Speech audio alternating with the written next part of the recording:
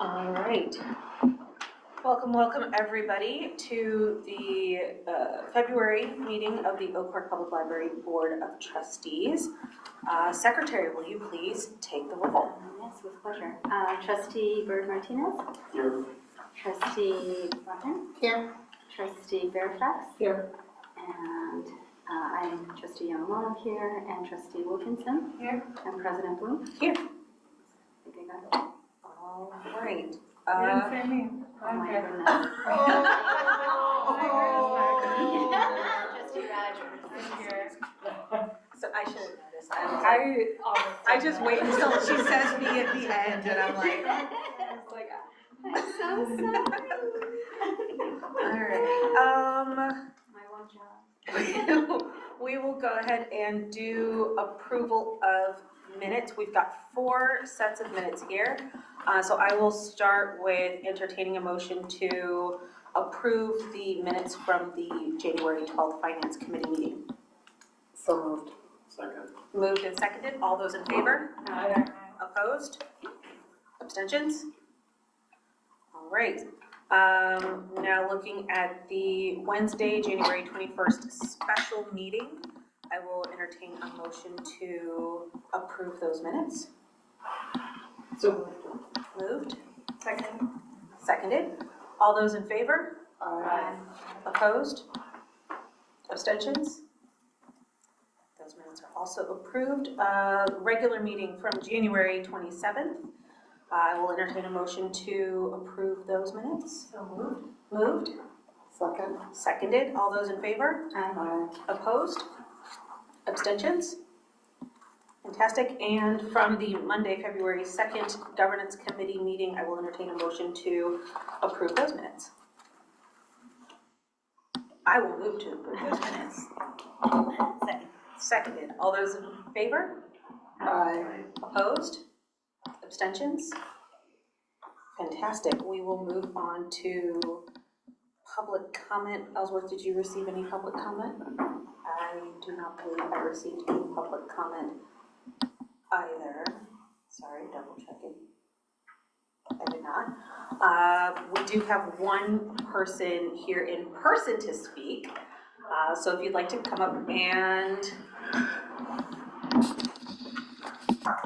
introduce yourself. Thank you so much to the Oak Park Library Board. I am Keena Collins. I am running for Congress in the Illinois 7th Congressional District, and I thought it was important. First of all, happy Ramadan to all of our community members. I actually just joined one of your other library board trustees at Oak Park River Forest with the MENA group to celebrate it. I wanted to come before and make public comment that early voting has started in our community, and this is a pivotal election. It is an important election. It is the first time in 30 years that we will be getting a new representative in Congress, and today is particularly important for me to raise this message because the President of the United States will be giving the State of the Union. All across our community, we have seen cuts in SNAP, we have seen cuts in Medicaid, Medicare, and we have seen a pushback on communities, vulnerable populations of people who need that support. I thank the library board here in Oak Park because they took a proactive stance very early in this election cycle to get involved, to speak to our neighbors, and to talk about why those cuts hurt our community. I thank the library board because you are a part of a very important piece of American history right now. Advocating against books being banned, the ability for people to have safe space as our immigrant siblings in our communities are being snatched in front of us and torn away from their families. And I'm very proud to have the support of Oak Park Library trustees in this moment. But I did want to come forward and say, please, to the community to get out and vote in this election cycle. The election will be March 17th. And it's not just our U.S. congressional seat that is up. We have a U.S. Senate seat that is open. We have a lot of down ballot races with judges who will be put into seats. And this information, as we know, libraries have served as a crucial part in civic duty. And so I thank you all for standing in the vanguard, in the forefront, on the front lines. You don't often get the appreciation that you deserve, but to me, my campaign, and to my community as an Austinite, and as we've seen cuts snatch our libraries away on the west side, I look at this Oak Park Library Board as a model across this district that we could use of engaging our community, protecting our community, and creating brave and safe space. So thank you so very much. Please get out the vote, and please, people, pay attention and watch the State of the Union today. Thank you. Thank you. I don't think we have anyone else for a public comment, or do we? Not. So trustee comments and calendar, so February 26th, that's this Thursday, we will have the governance committee strategic planning session at 4 p.m. On the 9th, there is another governance committee meeting, the regular governance committee meeting. And then we have our regular library board meeting on March the 25th. Anything else that anyone would like to add to the calendar? I think I put it in my pre-cap, but if you guys run into things in the community, like there's just too much happening. If you run into things in the community that you think other folks on the board or library leadership would be interested in, please add them to our board calendar so that people can just see them and see where they are.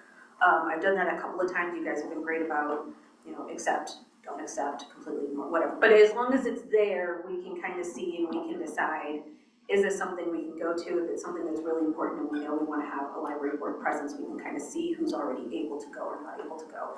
So if you do see something out in the community, don't feel like Ellsworth or I are the only people who can add to the calendar. Please feel free to add to the Google Calendar. We will go on to new business. Let's start with the Dole Library Intergovernmental Agreement. Ellsworth, do you want to talk a little bit about what we're planning to do with the space over at Dole? Yes, so this is a conversation that started in January. It's going to evolve over time. I did prepare a memo that I tried to kind of give the pertinent pieces of the history and what the idea is now in this IGA. So Janet Arnold from the Parks Department approached the library in January saying there's a shortage of after-school service providing locations for the Stagamis at Whittier.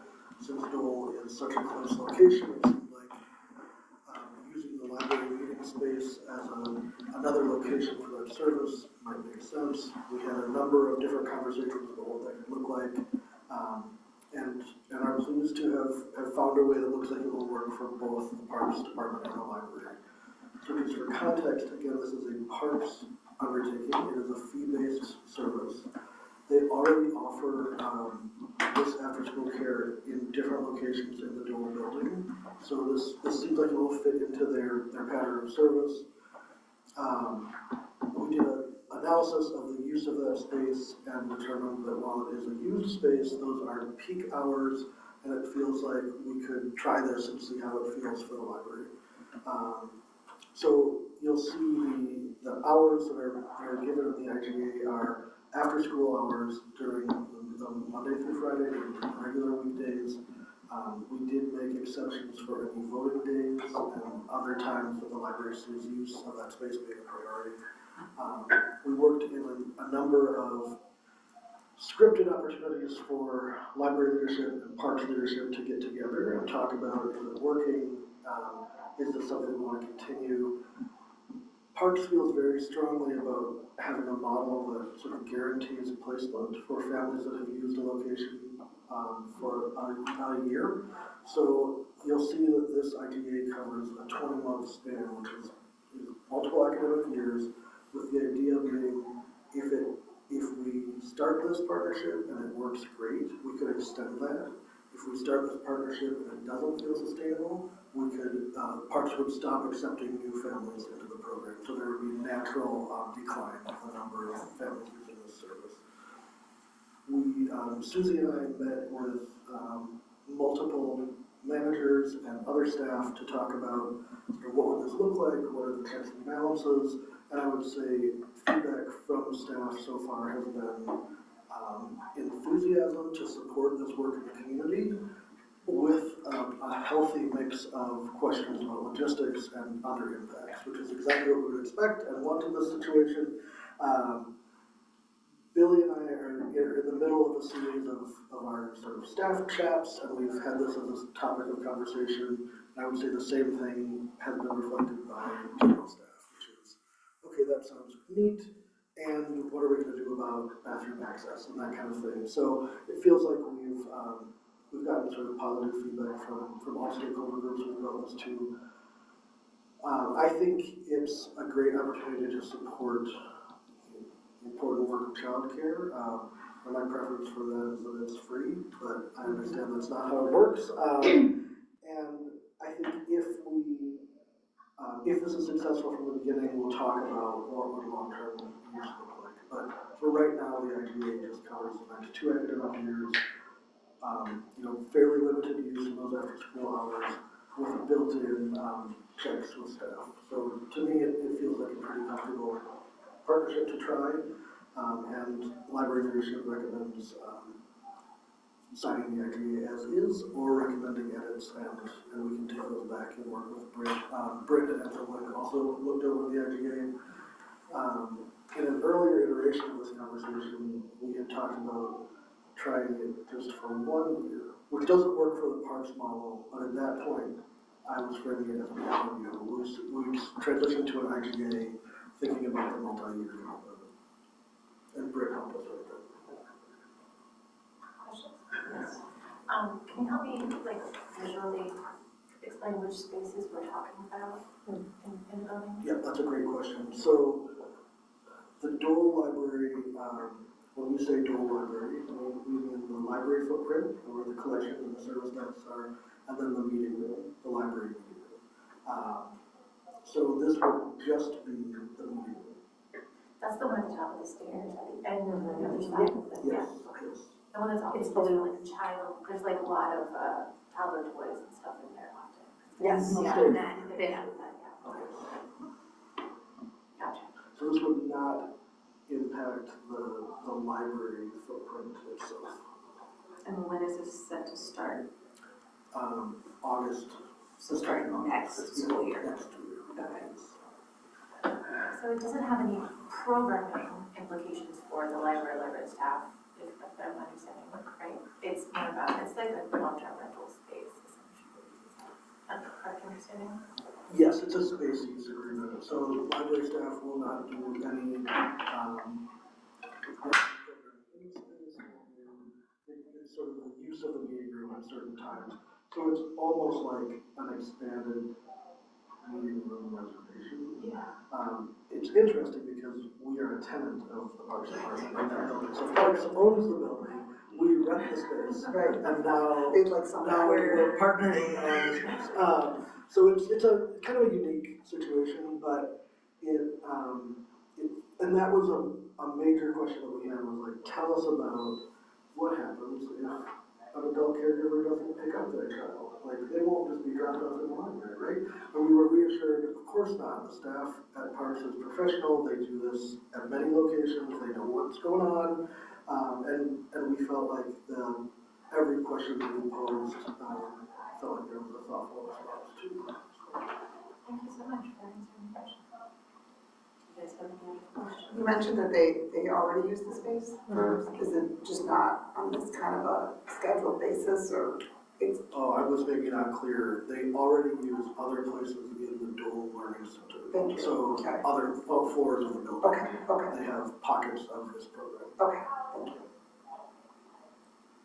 And is this, Park said this was going to allow them to take more students Yes.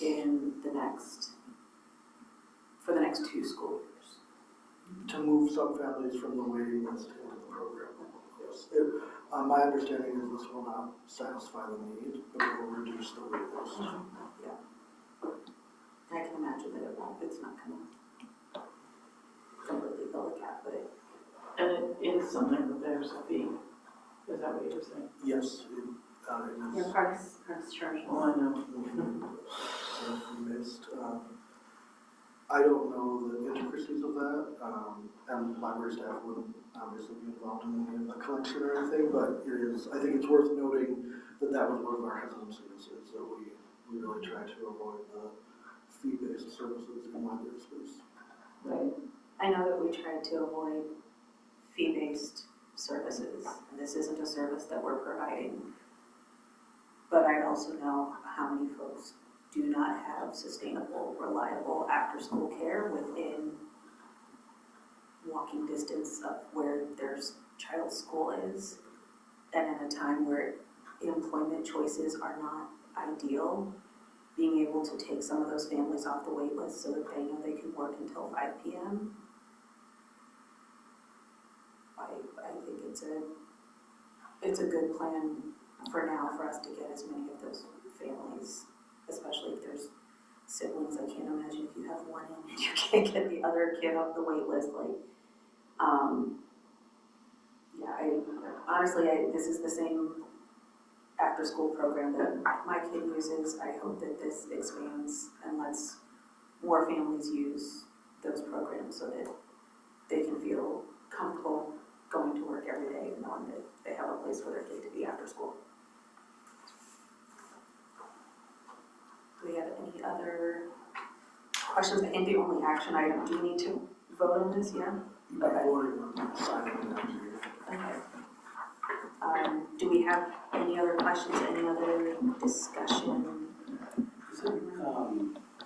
I know there's no cost, but so we rent and pay for the park district space, and then they want it for us for free. Is that normal? What about other programs? I think that's a great question, and normal depends on all the details. I think in this case, because it feels like a pilot, like a trial, that amending the lease or suggesting an amendment to the lease feels a little bit premature to me because of the length of time that we used. I think that if this feels like it's working for everybody, and we have an idea of extending it in multiple more years, then I think we could certainly take a look at, does that warrant looking at the lease agreement? We just don't know yet what other impacts it might have. They may start using that room and say, we need to address an HVAC issue, or we want to buy new furniture that's more functional for us. So there could be sort of in-kind purchasing that happens that would impact how we feel about that too. The lease rate feels very fair at this point, and it just, my feeling is for this 2 years we could run as we are, and then kind of see how it feels in the future. At that point, would the preference be to extend the IGA and amend the lease, or roll the use of that space by parks into the lease long term? Or do we not know? We don't know. I would say we don't know yet, and I want to make sure we include Britt in that conversation just to make sure we're covering everything we need to cover. Okay. Where my mind goes with that thought, piggybacking up, Colin, is could we then have reduced rates, like for some, either across the board for all students or for some students or some, like having help defray the cost for I families. think then that they would then have to do that at every location. And I know from our school, there's 2 locations just from that school, so we're looking at like 8, 10 programs where they would have to implement some sort of sliding scale based off of using our space. I know, I just had to say it. I know. Because it would be nice if, we're giving up meeting room space, because it is taking meeting room space away from the community, and if we're doing that, it would be nice to get back to the community. But if it's too complicated, I understand. Well, maybe it's too complicated for this 20 months, but in 2 school years. Because, the other thing is we don't know if this is a precedent for them to make similar agreements elsewhere in the community, where then maybe if they're partnering with other groups that have a similar, maybe that does make it more feasible for them to have some options like that. So maybe we just, we get to be the first people to kind of do this. I think all of the other clubhouse spaces are in parks buildings.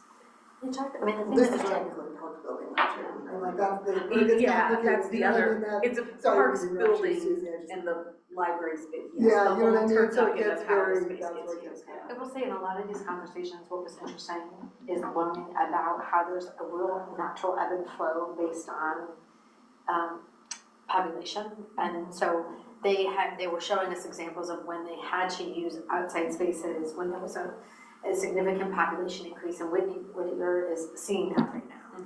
But it may not be the case Yes, long term. Yes. It is something that really has this ebb and flow it does. to it. And so I think that's why, doing something temporary, in the interim feels good. It may not, the population, the need may not be there. It might not be there, but then like even if it's there for 2 years and then gone, like then when it comes back, they know that maybe Yeah. we're an option again. So, because you're right, like every year when you sign up for schools, you hear like, oh, now there's going to be like 17 kindergarten teachers and 1 first grade teacher, and you're like, why? Yeah. And it's because of this ebb and flow. So that makes a lot of sense. Thanks, Susan. Yeah, schools are used to that. I think the difficulty here is like we're mixing for-profit with not-for-profit, like library services. And so like I do hear what you said, and I'm just like, I would like to see a lower rent. Like they're gonna have wear and tear on our materials and our stuff, and they're gonna be in our space preventing other people from using that space. I don't know, I'm feeling, and I think if it wasn't, it's really complicated by the fact that my child is gonna be at Hatch and not have after-school care, because I heard people are already signing up and I haven't done that yet. So, because we haven't registered for kindergarten, that's still 6 months away. But it's like the service I wanna see, and I don't love that the library, it feels like we're taking it feels a little unfair towards us, so. How much is the space being used during that time typically? It really wasn't. It isn't a heavily used, desirable space. We ran a report when we started this conversation, and I could share those numbers if you'd like. Compared to spaces in the main library, it's significantly lower use. And one tricky data point in this is when we do library programming, we collect stats on the number of people who are at the event. When we do community space use, the room reservation includes an estimated number of people, but library staff do not go into those spaces and count, nor do we ask the person reserving the room to report back. So we have less granular data about, so if a running club reserved that space for a meeting, we don't have the back end information of was that 6 people, was that 40 people, And it varies probably. and it Maybe probably varies. I think staff are very good at helping people find space when there's space available. So I have full faith that if someone were to approach staff at Dole and say, okay, my scout troop usually meets here at 3:30, but now that's blocked off every day, staff's response wouldn't be like, oh, that's too bad. They would say, let's look at other options. And some meetings could probably even happen on the public floor of the library, depending on what the topic is, what size the group is. We talked about adding a very small meeting space, sort of a larger size study room, by building a wall in the library part of Dole, and decided that it's probably premature to make that kind of change based on this use, but it's something we keep in mind. So of course we'll keep track of any attempted reservations that can't be accommodated because of this use, and any other data that we can collect around it. I agree, it feels like we're reducing a service. I think if I step back and think sort of on a community level, it's also adding a service, not a universal service, but a service to certain parts of the population. And to me, I think because parks is they're strong partner agencies for us. You know, they're important to the community. We do some adjacent work. It feels like the risk is mitigated by that fact. I think if this was a true for-profit daycare, so we want to come in after school at Dole and charge, you know, $90 an hour or however much daycare costs right now, the answer would be different. But because it's the Parks Department and it feels like there is a really demonstrated need, adding to that they're already offering this service elsewhere in the building with success, it felt like it was worth giving it a try. And 2 school years was the shortest amount of time that would work for the Parks Department. I would be, and this is a total aside that we can look at it here, I would be interested to see if the kids who have after school at the library are more likely to use the library in their own time, or if they, like, do they feel like that is a comfortable space because it is where they go every day after school? I would be, because then I feel like we are gaining something. We're gaining lifelong users of public libraries if at kindergarten, your after school safe space is the local public library. So, but that's not something we're gonna know for a minute, but. I think that the metrics would probably look good. I think you're right. I think that I still wish that, like, just knowing what I know about parks, it's hard for me to want to support this. And that's because, like, from my perspective, I haven't seen collaboration in a fair way. And this also just feels like we're taking the short end of the stick. I want this to happen. I just feel like they could offer something. I guess that's where my confusion comes up. So just as added context, our rent is $1,400 a month. Less than that. Billy and I are both in the back. So if you're imagining, We did a pretty good job. I didn't know that rent existed until we It's told. also a 50-year lease. It's a Yeah. 50-year lease, and we're in Okay. first Okay. 7 years Yeah. of it. Yeah. Oh, so we, it's 2069. not like they can then take that space, that meeting room space back. Correct. We've got a lease for. I think part of it is, That's like, good to know. and I've Thank heard, you. like, you all say this before, and I think it's finally hit me after 30-some years, is like, I'm seeing how libraries are being asked to do a lot of things, or like being utilized for a lot of things, and I'm just like, why does it feel like it's How many always more us? gaps can Why we does it fill? feel like it's always us? But I think there I is also- potential there, you know, I felt like I had the same line of questioning, Christina, in all of these meetings, like what is in it for us? And I will say, I think Parks is very open to whether it's,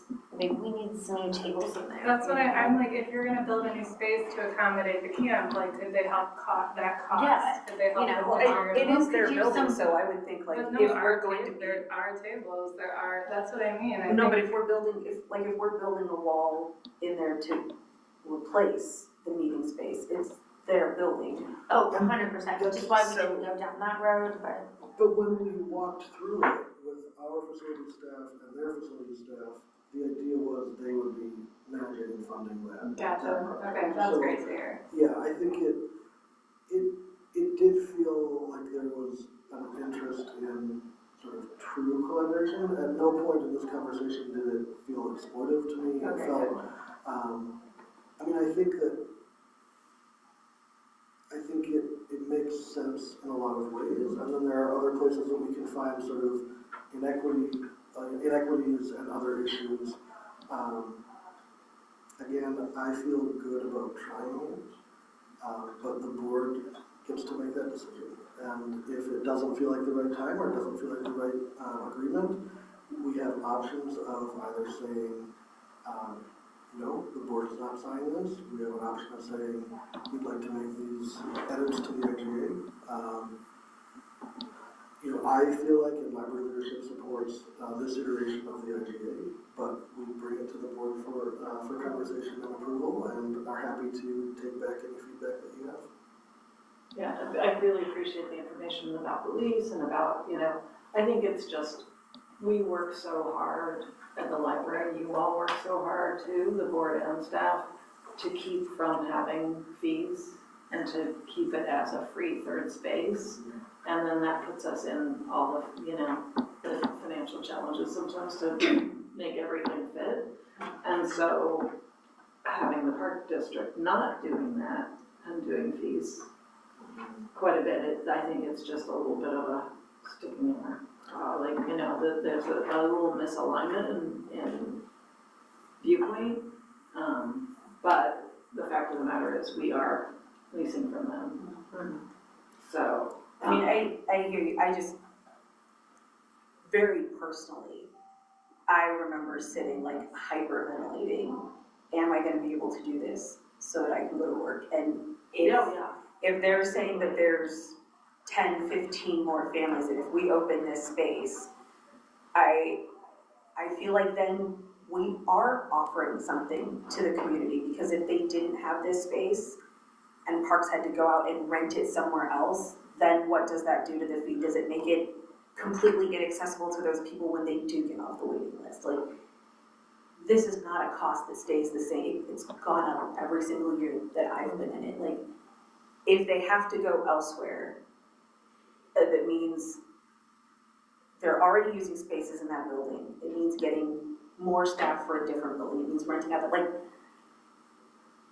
as much as, yes, I don't like that it's a fee-based something that is happening in the library. I feel like our participation alone is making it more accessible than it would be to a lot of folks who really need it. You're right, and I'm afraid of that logic, because that, yeah, of course, having a public building take a after-school program is going to be a cheaper thing for the park district. The park district is over the park district budget, though. I'm like, they make a lot of choices that I don't, I don't know. So, I mean, I hear that. I think we all should care about kids getting quality programming after school. I care deeply about that. I just think the parks have so much money. Like, it is frustrating to hear, I don't know. I'm gonna stop there. I think, so we did, I would say we advocated for, is there an opportunity for this not to be fee-based? Jan and I talk frequently about the differences in our models and how that trickles through our whole organization. I think in addition to, I think there's not a lot of space options, period, around one year. It's not that, I don't think Parks is like looking for a deal. I think that they are looking for a space. And there's not, especially if you're thinking about walkable spaces, there's just not a lot there. Another part of this that I think has value is demonstrating a collaboration with parks. I think this community really wants to see government, taxing bodies working together. And will the benefit of taxing bodies working together be more important overall than the differences in sort of the model, the approach, the fee-based service versus the non-fee-based service? I don't know that yet, but to me it feels like a way to demonstrate our stewardship through this collaboration.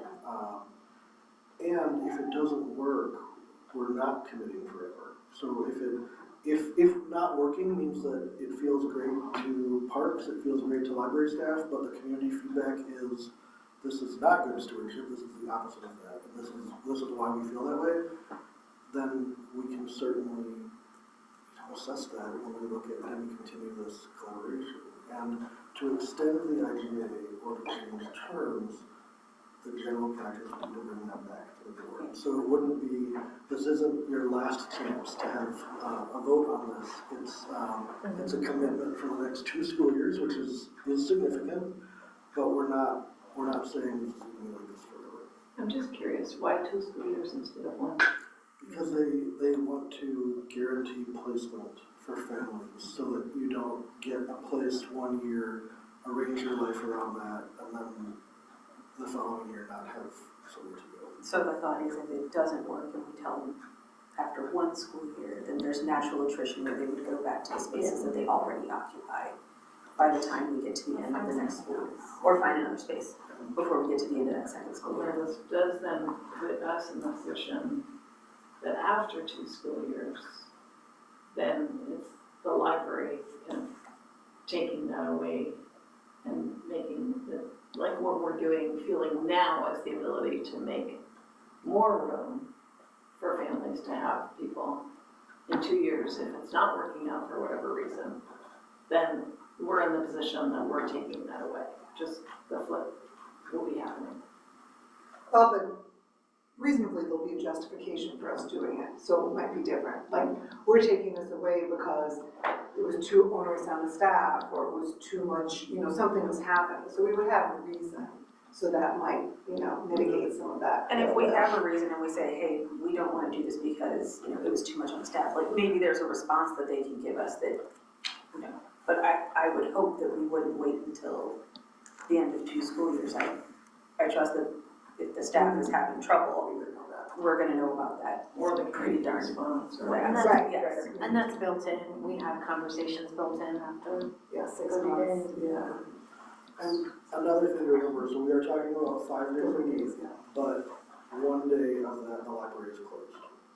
So it's really 4 days of reduced access to the meeting room for the 2:30 to 5:30 or on Wednesdays 2 to 5:30 time frame. So it's not. Although the daycare has access to. Yes. There's 5 days of daycare, but only 4 days in the library. Correct. Yeah. So it's even it's 4 days of meeting room access for library patrons impacted. And another thing that was reassuring to me in the meetings with park staff was they're used to sharing spaces. So they are very comfortable with the idea of this is what the room looks like when we get there, this is what the room looks like when we leave. We have X number of minutes for setup and breakdown. None of that will be new to this group. And I think because it's a parks building, there's higher level parks staff in the building as well after hours. So if there was an issue, it's not a single staff trying to figure it out. They would have access to a supervisor or a manager, and I think that also will help the library staff from being impacted from trickle through issues. Can you, I asked this, or someone asked this before, but I'm gonna ask this again. Can you help us better understand the usage currently of the Tuesday through Friday, 3:30 to 5:30? Because it's by reservation, correct? Yes. So do we have data on how much that's actually being used? For me, I have an imaginary group of families over there, go to Whittier, who are like, we need childcare, and this arrangement could get that for us.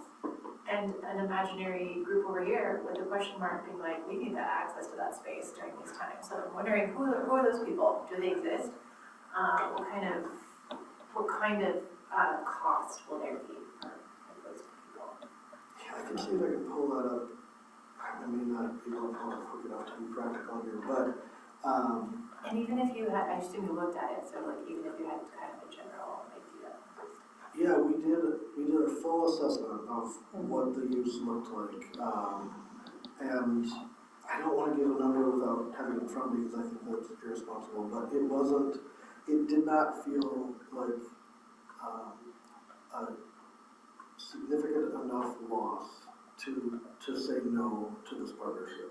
It will impact certain groups, and that impact will be sort of disproportionate. If you have a group that has always had their monthly meeting at Dole at 2 o'clock on a Wednesday, they will feel this impact more than somebody who's used that room twice over the last 10 years. So I do think that there will be some people impacted more than others, but when we looked at it, and we looked at the data going back a couple of years. Yeah, the other thing is a lot of this meeting or other groups that are meeting or library programs are happening after this is over. Because it's done by 5:30. So that's the nice thing. It's really just this chunk of time after school.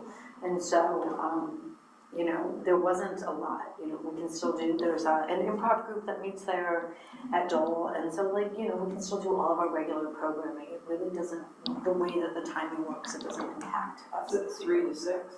What? Is it 3 to 6? It's 2:30 to 5:30. 2:30 to 5:30. Yeah.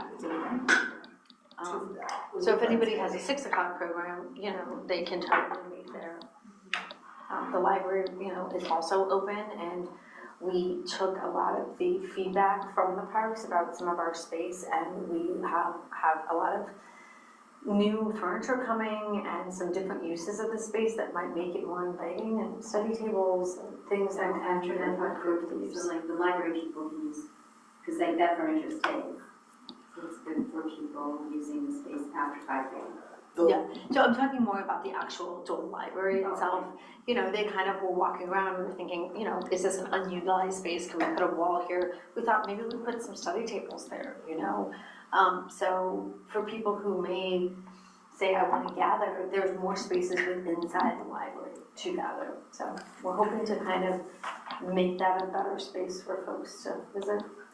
And like maybe 6-7 months ago, we had a conversation about having little pods, I can't remember what they're called, you know? I'm one of those people who had like an awkward time trying to find somewhere to make a phone call around the Dole library space, and like because there's not a lot of private meeting or, you know, a space that can be sort of rented. There's like one table. Yeah, so this is maybe a good reason to sort of reconsider that as a potential option as well. Yeah, and that's what, when Susie talks about kind of changing making sort of zones in that space, we have staff who can observe the use, so we'll learn a lot from, if we put new small study tables in the back, is that used? I think staff can even, engage with patrons around, like, would you have preferred that be a pod? Would you have preferred that be a small meeting room? The staff at the branches just does a really nice job of knowing what's going on, knowing when to make a soft inquiry, knowing when to kind of gather that information. I'm excited to see how the sort of space refresh works, and also excited about sort of how the shared use of the meeting room will feel over time. Because I think the branches are unique and they're different than the main library, so the more we can kind of try things and hone that model, I think the better. Is there, you said that when you walked around the room, and the idea that if you did decide to build out, they would pay for that. Is that spelled out in the IGA? Does it need to be?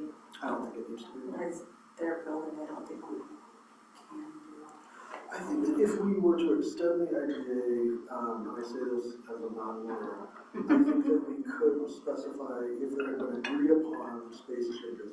I don't see the IGA as a vehicle to say like, surprise, we want this in exchange for this partnership. But I do think that we could certainly talk about that with parks. An advantage we both have going for us is parks and the library both have skilled facilities teams. So there could be a build-out that is managed in-house, depending on what that looks like. But I think that if we wanted to extend this partnership, and that was a part of it, we would work with Ansel Glenn to figure out how do we reflect that in an updated IGA. But you don't think it might happen after the first school year or during it, or? Yeah. I don't know. I think it's going to take a little bit of time to see any kind of trending in the data, and to understand what that trending actually means. I will say I was a big proponent of building a wall when we started this process. That felt like it was an important thing to be able to say, but we do have a small space. And when we mapped it out and walked it out, I started to question the functionality of that size room. It would really change the footprint, it would change the aesthetic. It's going to look like we dropped a wall in the middle of that room, which is what we'd be doing. So I like the idea of thinking about pods, of thinking about other sort of, I guess, less permanent solutions, but I think we'll have to give it a little bit of time. I also think if this is going to be a failure, which any new project could be a failure, my gut feeling is we're going to know that in days and weeks, and be able to say at that first check-in, the second check-in, I'm really glad we tried this, and we're going to sunset.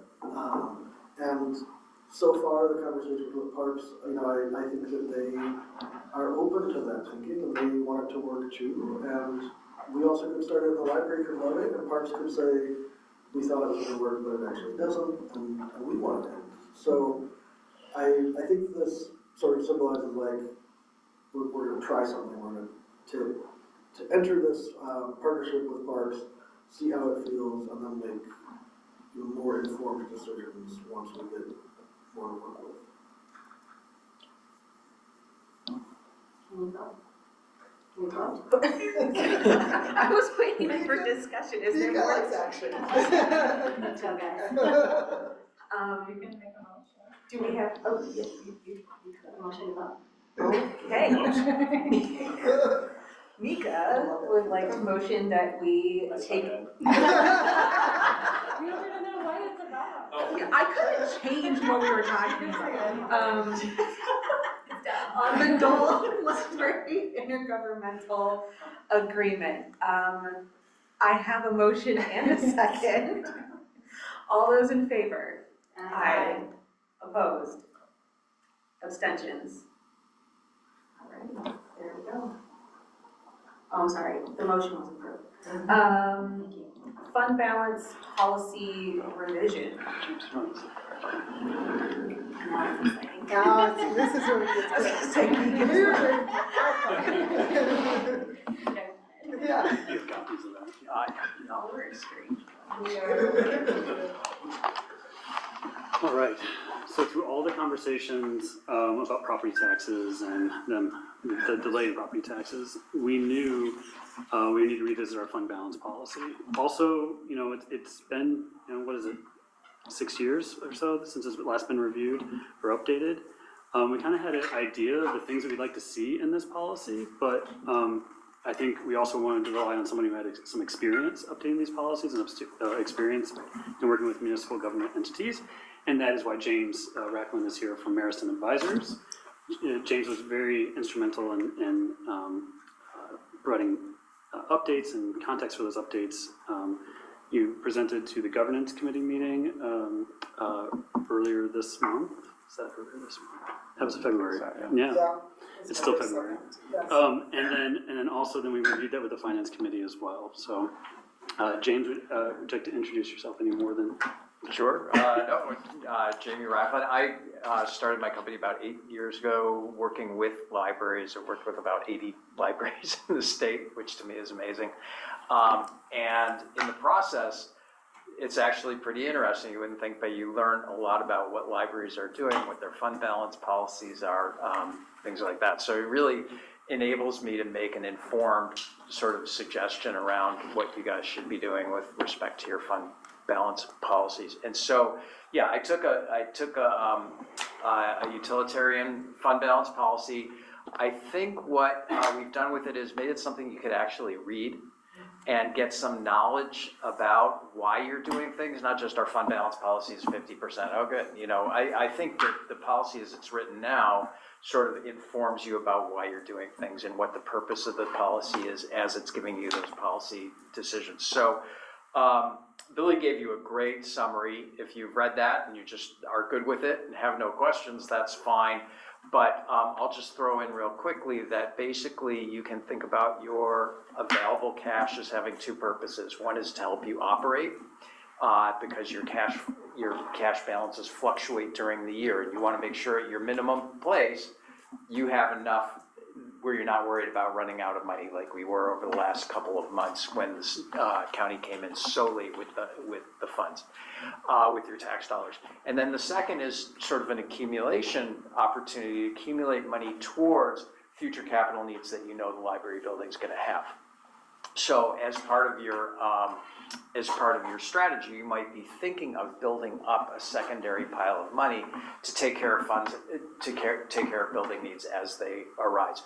And so the policy as it's written is designed to direct you around both of those purposes. It's important to note that once you set money aside for a building purpose, it's locked away, it's restricted, it's only there for that. So we give you flexibility in the what we call the operating fund balance, to keep that in a range so that it might be more cash than you typically need just to get through the cash flow needs, but it also gives you flexibility if you're above that minimum balance to be able to say, well, we can use some of this for capital, or we really want to keep it around because we might need to run a deficit for a year or two, gives you more flexibility.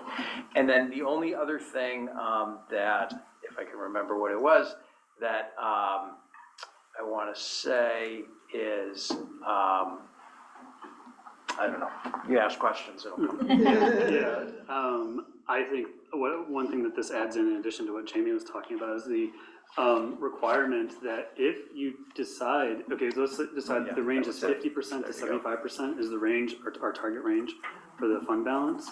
And if we ever make decisions that would make that go less than 50, then the board would be required, or the board and staff would be required to come up with a plan to bring it back above 50% within 3 years. So it's not saying you can't go below 50, but if you do, there must be a plan to bring it back. And it's a good long plan, like 3 years. It's not like you have to make it up in the next budget. Exactly, which might cause some very drastic adjustments to the operating balance. So, Yeah, and I know that these are new numbers. The 50 to 75% when the target range used to be 40 to 48%.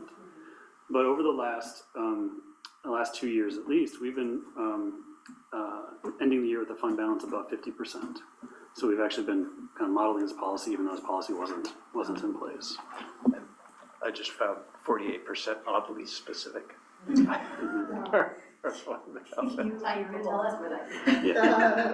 And the 40% actually would create a problem for us, or would have created a big problem for us. Had we had only 40% general fund balance, we would have ran out of cash. We did the math. We were about 15 days away from drawing on the line of credit with the village. So 15 days before before the county distributed those tax dollars. I guess there is one other thing just to mention. Yours was the thing I was trying to remember. Because you're part, and I'm not suggesting that you rely on this, but part of fund balance decisions are around what flexibility you have. You should always remember or take into account you're part of a home rule municipality, and that could, in an emergency situation, give you some flexibility. I know you are very independent of the village, but that potential sort of informs the fund balance policy a little bit too. But I try to keep it separate because you do operate very, very independently. So. Yeah, so there are some major revisions here. I think, or such major additions, I think, the last few paragraphs. But to me, it clarifies kind of like what the goal of this fund balance is. And if we're above 75%, then we're putting that money, then we have to put that money away into a capital reserve or a special reserve account. The library, to my knowledge, has never done that. We've aspired to put money away for capital needs, but we've never actually have. This creates a path. Maybe you also have to have the cash to be able to do it, but at least it's spelled out here about what that path would look like. Well, that kind of gets to my next question, why the 50 to 75? Because we said before it was 40 to 48, so 8 percentage points, but now we're looking at 25. What was the reasoning behind choosing that? So, do you want me Go ahead. My answer would just be regurgitating what you told me. So the 50 really provides a floor. Right. Right? Because we don't want to go below 50 for the very reason, just those things happen where the county can be late and turns out you needed cash that you didn't need. 75%, I think if you get above 75%, it makes you vulnerable to people coming into the library and say, well, why are you taxing us so high? You've got 75%, of a year's expenses in cash just sitting there, this is ready. So it makes you vulnerable. So that's why I kind of picked an upper cap. In between, that money is available, right, for purposes that you might decide. It might be available for a project, right? But it's not designated for a project. It might be available if you want to run up expenses for a couple of years and maybe run a little bit of a deficit where you build it down without raising taxes right away. You have a big benefit from being part of a home rule library that we don't need to go into right now. But the point is, having flexibility in that 50 75 is helpful, as opposed to saying anything above 50 we need to throw into the special reserve, because once you do that, it's locked away, it can't be used for anything else. So it's 25% flexibility that it's providing for Yeah, you. and I'll add to that we also, I said, well, what about bringing that down to like, 70 or 65? And when you start getting that range a little too tight, then you start having to like make decisions every year on how to kind of thread the needle. And then also the other point, and this stuck with me, is 75% is also equal to roughly 9 months of operating. We almost have gone more than 9 months without receiving any substantial payment from Cook County. So, I mean, we did at the end of January and now in February, but really the last substantial payments we received from the county, I think, was in March, April of 2025. So. And no laws here, right? Like you could say, that seems a little generous, 75, we want to make it, I mean, this is my suggestions. You're welcome to tweak it. That's why I was asking, because Bill, you were saying, we've never been able to put, just sort of force ourselves to put something aside for capital improvements, and I was thinking, well, maybe we just make that 65, and like, really, but if we're already coming in at around the 50% range. Over 50, yeah. 75 54, 58 is already. way out there, 65 is almost just as out there. Like, we would have to get down to 55, and then that's what you're saying, like, we're threading the needle of having to make hard decisions with that 5% versus if we did get up to 75, like, there's nothing saying that we couldn't use that for a special project or we couldn't use it for a capital project. Correct. There's also, just let me throw in, there's nothing that says you have to get to the 75 before you move money over to the special reserve, right? You could always do it below. You just don't want to go below the 50, right? You have the ability to maintain flexibility up to the 75. But if you can stay within the 50 and you want to start setting aside money for a capital project, you're fully able to do that. Why would you do that? Why would you? Just so that you can say to the community, we're planning for this project, we're starting to set aside money now, and there it is. So like if we do the master facilities plan and we know we're gonna do these 5 big things, rather than like going out and asking for a 15% increase or something, if we can put money away while we're doing the plan and say, we've set aside 50% of the overall budget. My point is, like, why couldn't we just set it aside in a separate account without putting it to the? Because then we couldn't use it for an emergency fund.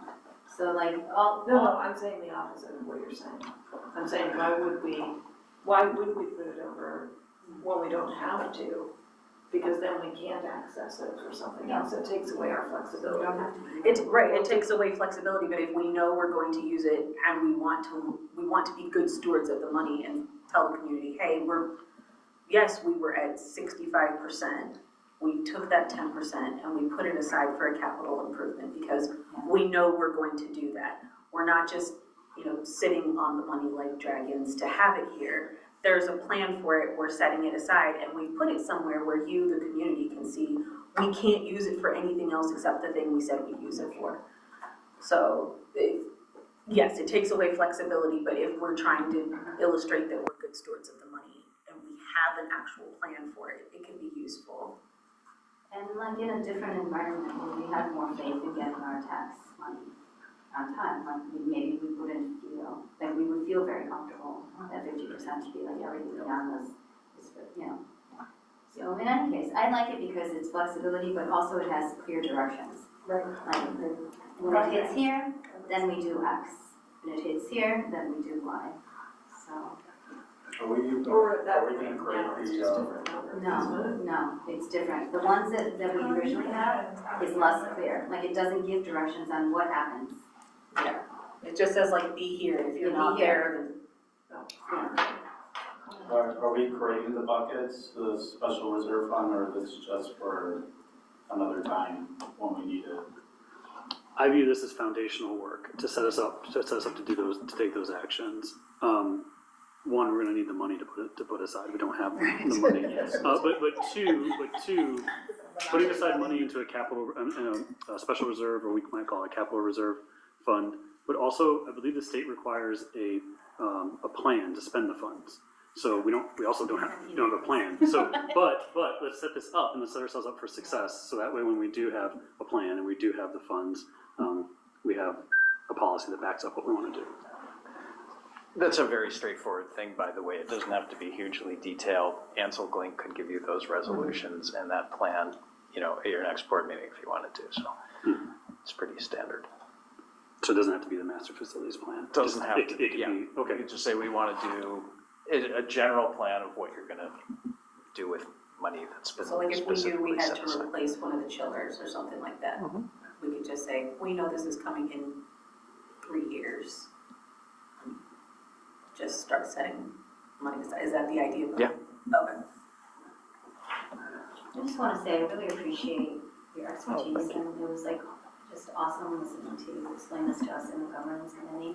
I welcome you all to join us in the governance committee. It makes me feel very comfortable that what we're doing is based on expertise, and I feel more responsible. I also think it helps when we went to the village and we're talking about our capital, expenses and what they're to have a plan like this in place is gonna make it look like we're really budgeting and saving and being good stewards of the taxpayers' money, so I appreciate that. And I like that even if a future board comes in, like we just did, and decides that, 50 to 75 is not what they want to have, there's a really clear structure here of if you go below, you need to have a plan. If you go above, you need to have a plan. We didn't have that before. It was just sort of, we're excited that we're between the numbers that we need to be, but I mean, if we had it at 48 for how many years, and you said we've been coming in at 50-51, could we have been putting that aside to do some of these other improvements all this time? Right. And, have had that available for any of the myriad of. Yeah, I think, having this policy in place will, I'm already imagining the way that we talk about, the way we budget for and the way that we plan for capital expenses will evolve, it will change. Billy's already shopping for new cool stuff for the building. I think it's really wise, given that we saw what happened this year with the county, and we don't know what the future holds with the county. And whether that might be repeated or not, or whether conditions might be worse, given who's at the county, we don't know. I think it's wise. I am curious, sorry, if you were done, Suzanne? Sure. I agree with you about it being wise.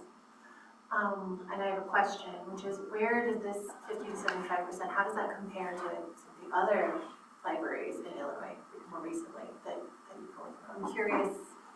Yeah, well, there's a little complication because it depends on where your fiscal year end is as to what the right thing is. But having a half year of cash is what I want to see.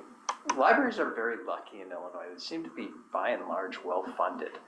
And to finish your year with half a year of cash on hand is a very helpful thing. And I think most fund balance policies will target the 50. Some will do 25, but again, that could be because of the way their fiscal year ends. So it's a little hard to say. I would like to see my clients have, at a minimum, during that cash cycle, 25% of a year's worth of expenditures, which is where you would be at the 50% in, say, February 28th, before the spring taxes start coming. Well, you have a different fiscal year, so it's already complicated. For you, your low point's probably September. It's in a normal September, October. Normal cycle, when you get that money. So I want to see, that's the way I'm doing the math, is where do they have to be on fund balance in order to be at 25% cash at that low point? And that's what I'm always trying to figure. If someone's below that, it doesn't feel good. Some libraries accumulate millions and millions of dollars above that. What's your plan? It makes no sense. So, but in general, libraries are pretty well funded in Illinois. It's kind of nice.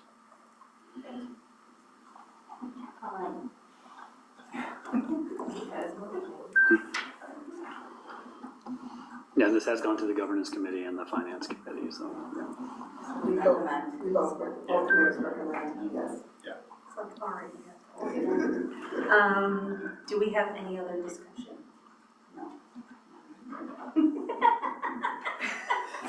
Billy, James, thank you both very much. Thank you very much. Thank you, Jamie. It was a lot of fun to work on this. I will now entertain a motion to approve the fund balance policy revision as it is amended in the board packet. So moved. Second. Moved and seconded. All those in favor? Aye. All opposed? Abstentions? All right, thank you very much. The fund balance policy revision is. Thank you very much. Thank you. Hey, Susie, do you have an extra one of those validation? Actually, Yes. you're probably okay. But Yeah. I'll just take this. validated? Yes, use this one. Use this one. Thanks so much. you. We'll stay in touch. Elsewhere. Yeah.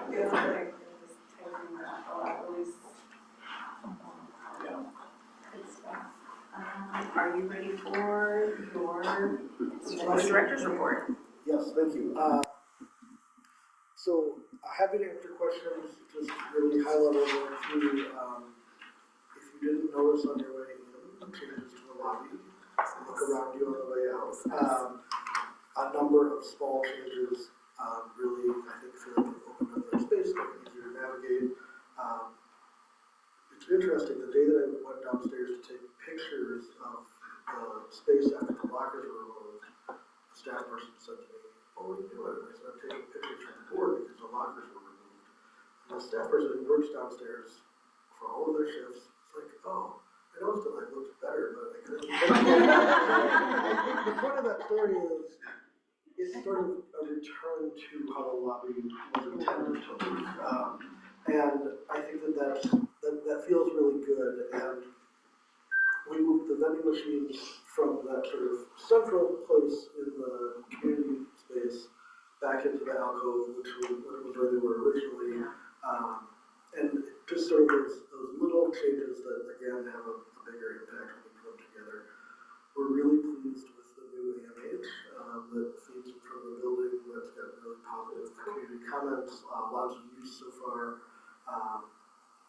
And I actually thought it was going to be a slow start. I thought we were going to see low use until people got used to it. But really, starting like hour one, it's been used very regularly.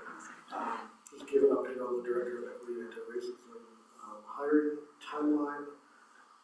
We are nearing the end of the interviews and look forward to discerning sort of next steps with that, whether it's an offer or another engagement with our finalists. But I think that's been a really positive project for the leadership team. We've had a lot of opportunity to talk about sort of what we're going to do next, and that's an important part. We had our annual staff learning and engagement day. This is right now the only day that we close to the public, so that staff can come together and learn together. It was a really positive experience. Staff feedback has been good. And one thing I love about the way Oak Park approaches this day is to take it very seriously, because it is a day that we close to the public, and to focus on that shared learning, and also make space for sort of the fellowship aspects of community building and making sure we have opportunities for cross-departmental collaboration and just kind of working together in a different environment. So I appreciate the support of the board for continuing that tradition. And just an update on the facilities master plan process. So we're now meeting weekly with the board architects to go through that process. Right now, we're working on our stakeholder engagement plan. We have sessions planned for all departments to meet with the architects, and we're working on our internal survey that staff will get, we hope, on Friday. But again, happy to answer any questions if folks have. I have one on the DEI director hiring. Said you are going to determine if you need another round of interviews. What do you think will determine whether or not you need another round of interviews, and what will that look like for the candidates? So we will revisit the application material materials and our interview responses and notes after we conclude the finals interview of this round. And then the leadership team will use those inputs to decide, do we have enough to make a decision, or are there any remaining questions that we would like to talk about with the candidates. We committed to all candidates that we will get back to them on the 2nd with a next step, whether that is a decision on if they're what their candidacy looks like at that point, and then if there was a next step for interviews, we would explain that. The hope is that we will make a decision from this finalist round, but I never want to close that door until we've spoken to all of the finalists and have a chance to look at that whole stuff. Okay, so the plan is for this to be the last round, you're just leaving the door open in case there is a follow-up that you want to do? Yes, I'd say my aspiration is that we'll make a decision after this round of finalist interviews. My other question is around the master facilities plan. Do we have plans to share that or solicit feedback from community on what the library staff has determined is needed, required, requested? Absolutely. So when we talk about a stakeholder engagement plan, that will include staff, board, community, and some of those will be more scripted than others, but we'll do a survey, an internal survey, an external survey, focus groups, and when we have that plan fleshed out, we will of course share it with the board. Can you tell us a little bit, like, what has been discussed already? If, I guess I'm missing a piece. What are they working on now? Is it just gathering information from staff, from the stats to put together a plan, and then they would come back with, given that you've given us this information, this is what we think should happen? Yes, so they're just in data collection, input collection right now. Okay. And Alex has worked a little bit more closely on the internal survey, but the actual planning will not start. So right now we're planning the engagement. You're planning the planning, okay. They're not gonna talk to staff and then go make the plan. They're gonna talk to staff, they're gonna talk to you, they're gonna talk to the community.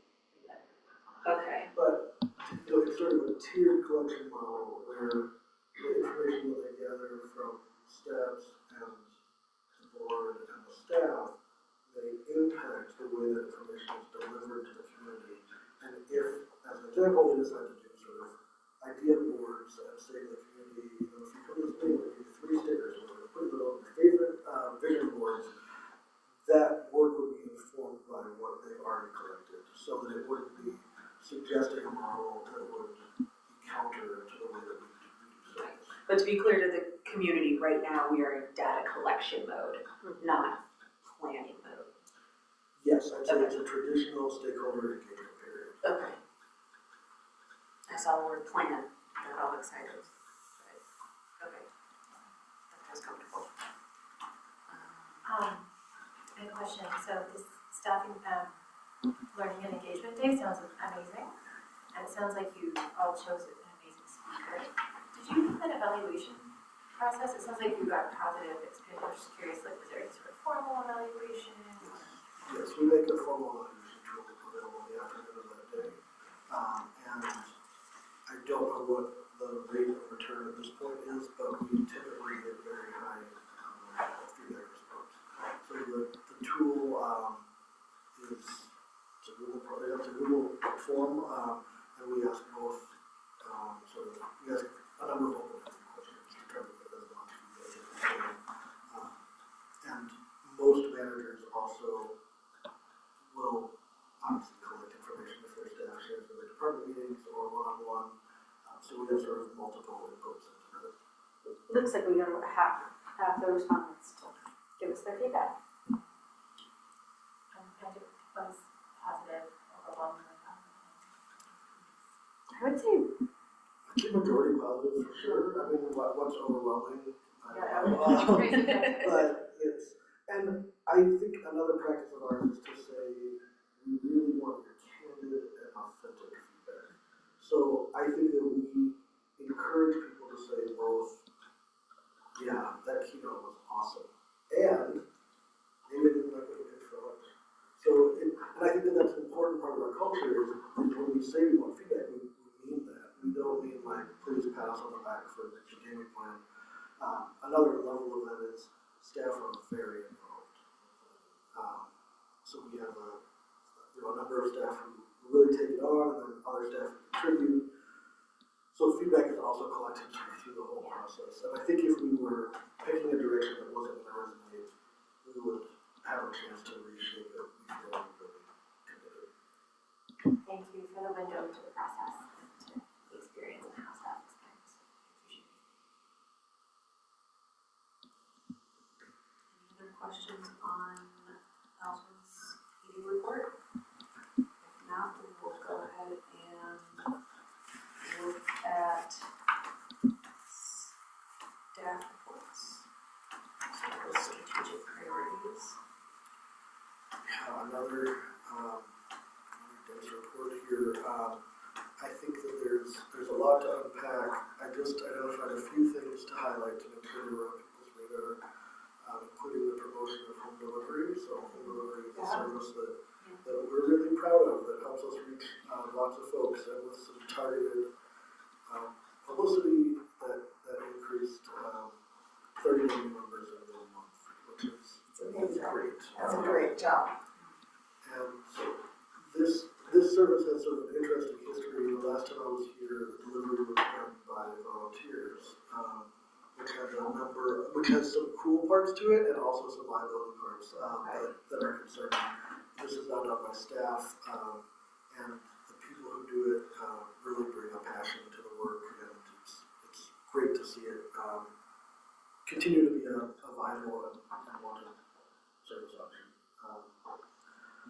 I also wanted to just highlight the collaborative program about winter sowing for native seeds. I think this is a great example of both a partnership program and also a really authentic multi-generational program. This program drew all different types of people who were excited to talk about winter sowing and talk about native seeds. So that aligns with a number of our strategic initiatives, and I think it's worth saying out loud. We talked again here about staff learning and engagement day. We did that duplication of reporting intentionally because it is such a significant undertaking for us, and that we want to make sure that the public kind of understands what do we do on this day that we're closed. I want to highlight the IT infrastructure improvements. Upgrading the network storage infrastructure is not something that's visible to very many people, but it takes a tremendous amount of planning and work on the library side. And the note that this upgrade was completed without any downtime is really significant. And that just reflects the expertise and planning that went into this. We're in the last phase of the Rapberry program here, Maintaining Wonder to Angelo's World, and that has included a number of different programs. I know we've had trustees attend some of the earlier programs. The Idea Box continues for a little while longer, and we have another reception next week, or is it this week? Oh, Thursday. So this has been another collaborative program with Village Oak Park, Oak Park Township, Oak Park River Forest Community Foundation, and it's been exciting to see the community response. It's drawn folks from our community, from neighboring communities, and I think it's been a really nice opportunity for the folks that participated. Those are just the things that I noted to pull out verbally. There's a lot in this report, and we're happy to answer questions if people have them. I just wanted to point out that right off the bat, our civic literacy library has been here for like a month, 2 months. It just hit the ground running with posters and collaboration, and the fact that there's already future topics lined up there. I think that's something that the community really wants. They need some clear direction and a place where they can feel like they can get honest information on their rights and voting and just understanding a lot of things that, you know, we kind of took for granted that the information out there was true. So I absolutely love seeing that. Also, just shameless plug here, I would really love if the K-pop sing-along was not just for middle school and high school kids. I think as somebody who has heard lots of grade school kids sing every song from K-pop Demon Hunters, I know it would be something that would be really fun there. So I'm happy to see that it was so successful. If there are other sing-alongs and things like that that we feel like we can branch out, I think that would be super fun. I love seeing that there were kids from like homeschool and outside the community that showed up, like that it was such a draw that they were like, yeah, I'm gonna make time to go up to the library and do that. It just looks like an incredible amount of fun. So really, really glad that that was successful. We also included an initial report on food-related programming.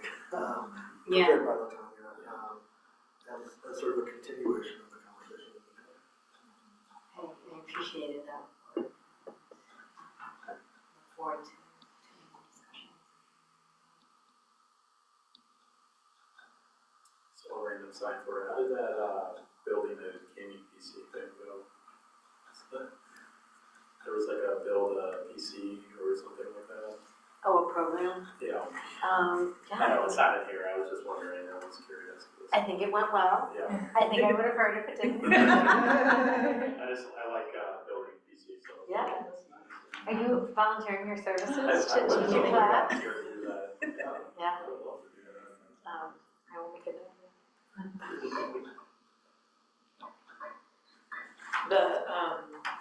The Rap Parade programs have been amazing. I've been at each of the programs.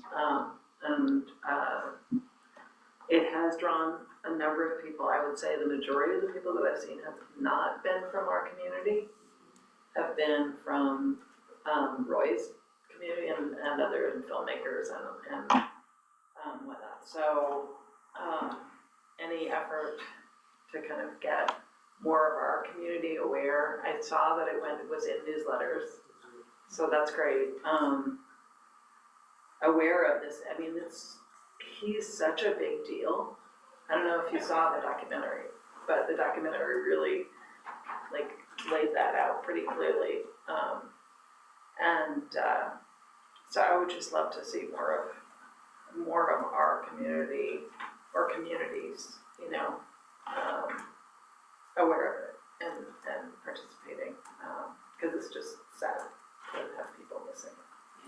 I don't think I realized that it was a collaboration with so many other Oak Park entities. Like I knew the library was taking the lead on it, especially since how we had been introduced to him, but I didn't realize how much collaboration there was with the community foundation, the township, and the village, and so that's phenomenal. And yes, we met another trustee who had seen him at ILA, came here, and we got to have some good discussion.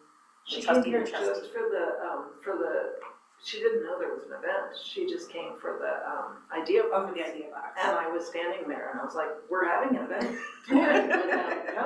Come upstairs. It's such a wonderful example of collaboration across the governing bodies and he's collaborating. Like that idea box was a collaboration among 3 different artists, and the film was like another collaboration fest. So I love, this is such a fabulous example of collaboration in all the directions, that I would just love to have more of our community able to kind of enjoy it. And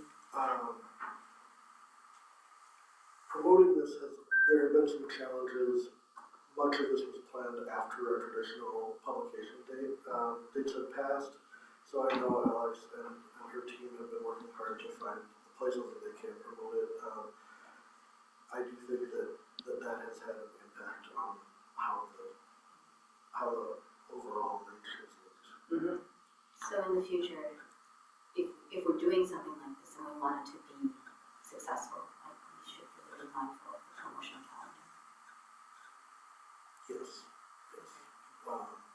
And I think that programming staff are well aware of those calendars, and sometimes opportunities come up that don't fit them. So, there's always kind of a tension around when is something too good to miss, and what does that mean in that it's not an option to do an OPFYI, and it's not an option to put in some of our calendars.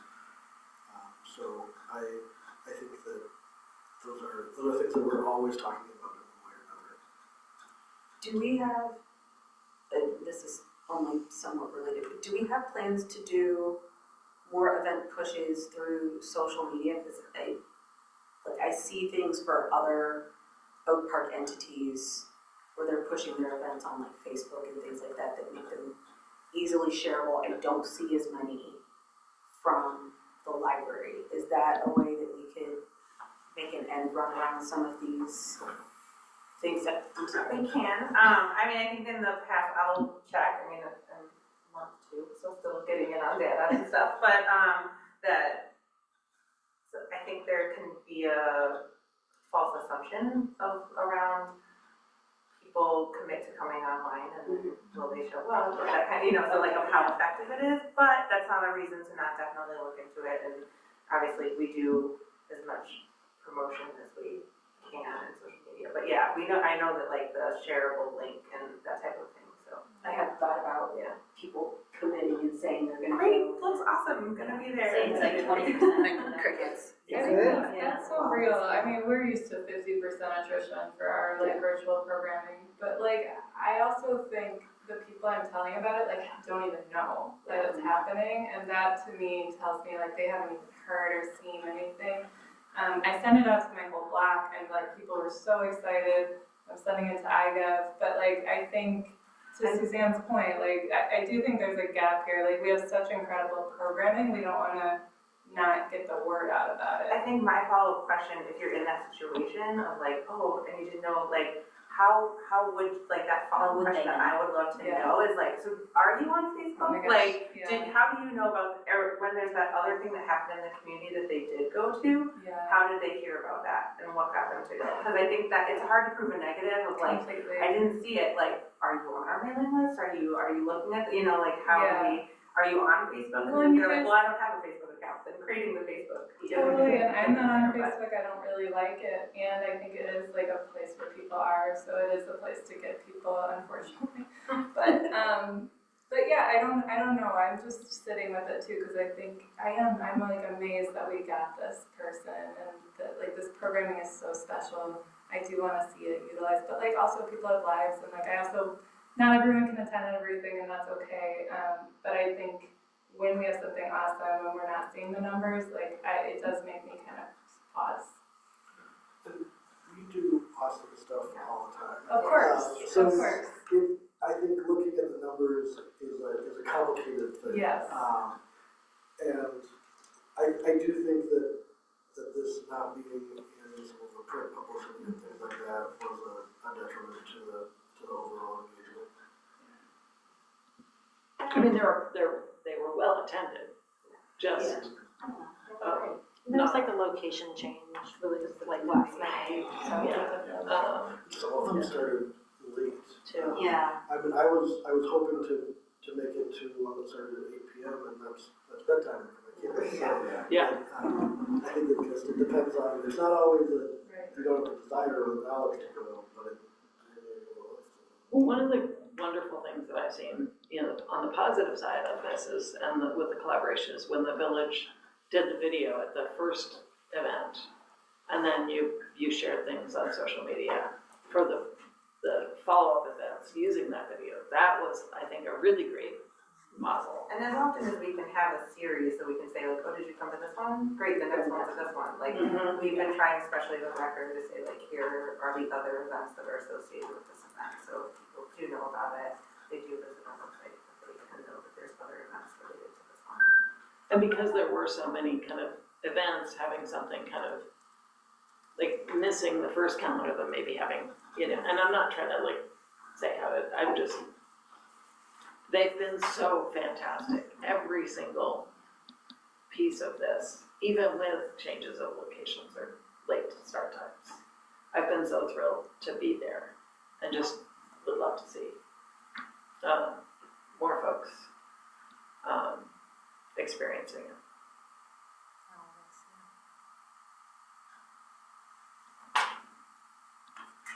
Let me just go back to my obsession with this Latanya's report. Like, does she need anything, or like, is there going to be a follow-up? Like, what? So, which, Her food. Sorry, thank you. That's under Does she have you wanna know if she needs, Like, does she need more money for it? Like, or does she have a plan for it? Like, it's a great report, and so I'm like, I just don't want it to be like, oh, here's a report, this is great job. But if she needs something, or like. I think that's conversations that we had, her and I, often have around, I know we just passed it, but the budget cycle will come up and we'll continue to have that. We had a programming meeting today. I think that they feel really good about the work that they do. Yes, sure. And I think, shedding a light on kind of the specific aspects of that is really helpful. But I think we are doing okay right now. I mean, we are funding, the programs that they want to do. No, that's great. I mean, I'm just in such support of it, so. Great. And Latanya was so enthusiastic about putting this together. I think she's proud to share sort of She should be. her philosophy of it and the work that she's doing. She is just an exceptionally strong manager, and I really believe that she will advocate for what she needs and continue to tell that story. I see this again as just part of an ongoing conversation, and I think that she would be a manager we want to have in the room for some of those continued pieces of what a partnership here in Hungary might look like and other pieces.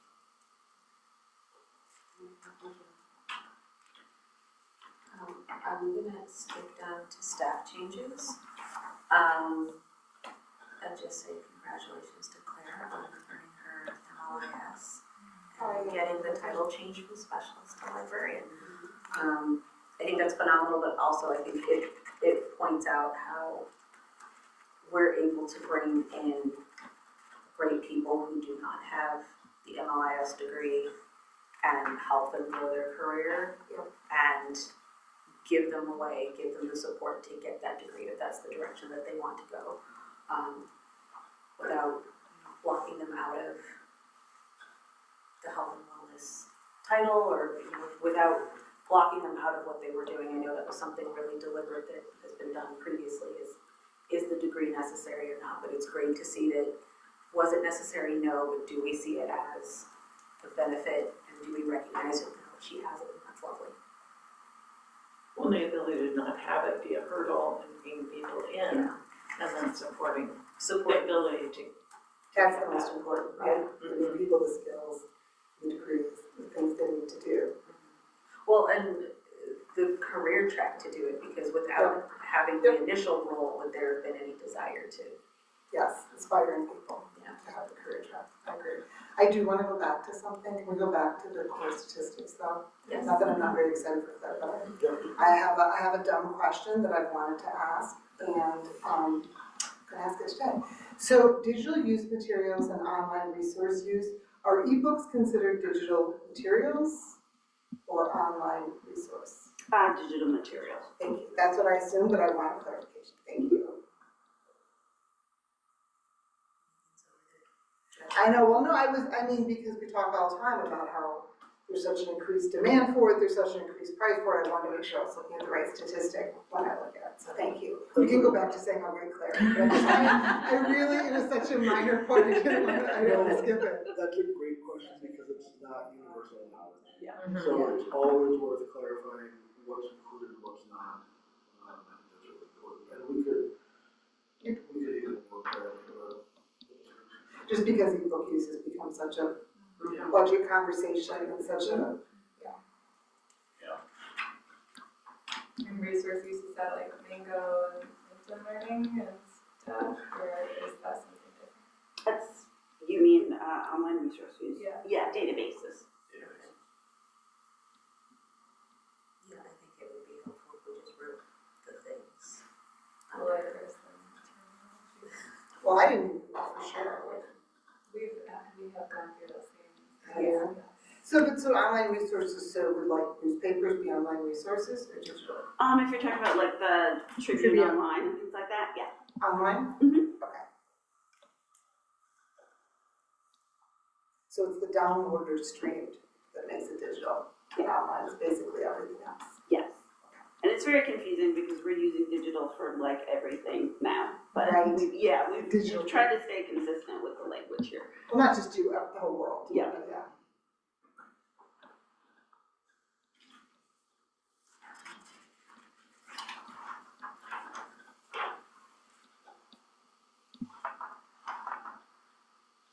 Any other questions, comments, or discussion on the staff reports? If not, we can move on to financial reports.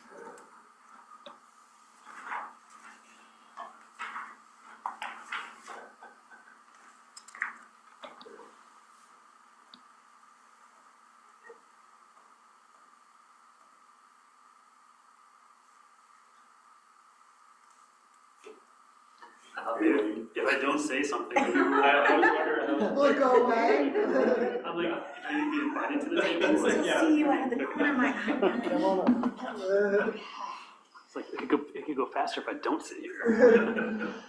I think there's a couple things I would draw your attention to in the reports. The first is on page 42 of the board packet. When we talk about operating cash available, when this is as of January 31st, 2026, we had a little bit over $2 million in cash remaining at the end of January. That's with the $1 million or so that we received from the Cook County property tax distribution. So we were down to $1 million, and the library spends a minimum of $1 million a month in expenses. So that's how close we were. So that number, though, though I'm happy to report that today we were at about 92% of our expected second installment tax revenue is in, so 92%. In. So That's up from, because the finance committee said 80%. 80%, yeah, we were. Yes, we received a few more payments from Cook County Treasurer. There's also some more good news that's come out in the last week or so. I don't know if you're as tuned in as high into some of the what the Cook County Treasurer is saying, but they even they published this on their website. The Cook County President and Cook County Treasurer are saying that the first installment property tax bills for 2025 due in 2026, those bills are available now online, and I was able to confirm that my property tax bill is there online, and I can pay it if I want to. And the due date is April 1st. Yes, April 1st. And they also included something interesting. I've never seen them do this. They said they guaranteed that the funds will be distributed within 30 days of them collecting them. Wow. We internally, I think this is met with some healthy skepticism. We're happy you're saying this, but also there's some skepticism. It's not like it's real. Yes. So in theory, 30 days past April 1st is like May 1st. And we right now have enough operating cash, enough cash available on hand to get us well past May 1st. So we'll continue to monitor that situation. That's fantastic. Thank you. Mm-hmm. And then on to the beginning on page, what does this go down a little bit? On page 52 starts the statement of revenue and expenditure report. We're a little bit over 8% of the way through the year. I would say January 31st, the month ended about where we expected. You can see that we have about $1 million of property tax revenue that came in. But again, that was from the second installment that was due last year. Operating expenses are sitting, I think, at about 9%, 9.5%. But that's normal for us to be running a little bit over in the early part of the year because there are a lot of one-time payments that happen in January that happen for the year. And so, for our liability and property insurance, a lot of subscription renewals that happen in January. We pay for the full year on those. But yeah, overall, I think it's where we expect to be. Except the depressing number is the interest number. Right, now that, yes, please point that out, yes. Yeah, so the interest number from the money that was taken out that we had to pay, our interest not because we had to pay for January this year was $5,000. And last year, our interest was $23,000. Yeah, now, of course, the interest rate did come down a little bit, but normally though, we'd be around That's $20,000 worth of still, interest. yeah. That's $15,000 swing. 23,000. This is something to continue to watch. This is, yeah. So it's like, for the year, that's gonna be over like $100,000 impact. We now have a lot more money, so we have, sorry, I don't know the current balance today, but let's say we have over nearing $4 million in Illinois funds right now, so we're earning more interest on that in February. But yes, overall, it's a number to watch where we are likely going, because we missed this month, we're likely going to not hit the target for that line in this year. But we'll continue to monitor that. And if we have to adjust expenses because of it, those are decisions I think that we're aware of now, but we'll have to make as we kind of cross the 50% mark of the year. You can send them an invoice, I hear you can do that. Yeah. You can just send them. What is it? The Pritzker model? Like you now owe us $1,700 per person. Yes, and this is just January. We've also missed out on interest that we would have been earning in October, November, December of last year as well. Yeah.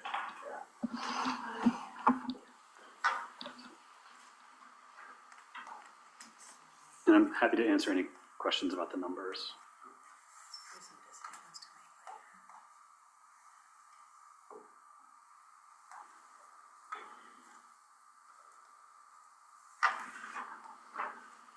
Questions, comments, concerns?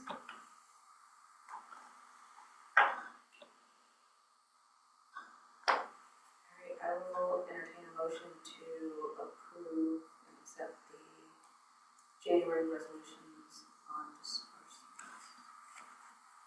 Motion. Seconded. All those in favor? Opposed? Abstentions? Fantastic. Thank you very much. Thank you. Committee reports. Finance committee, is there anything additional outside of?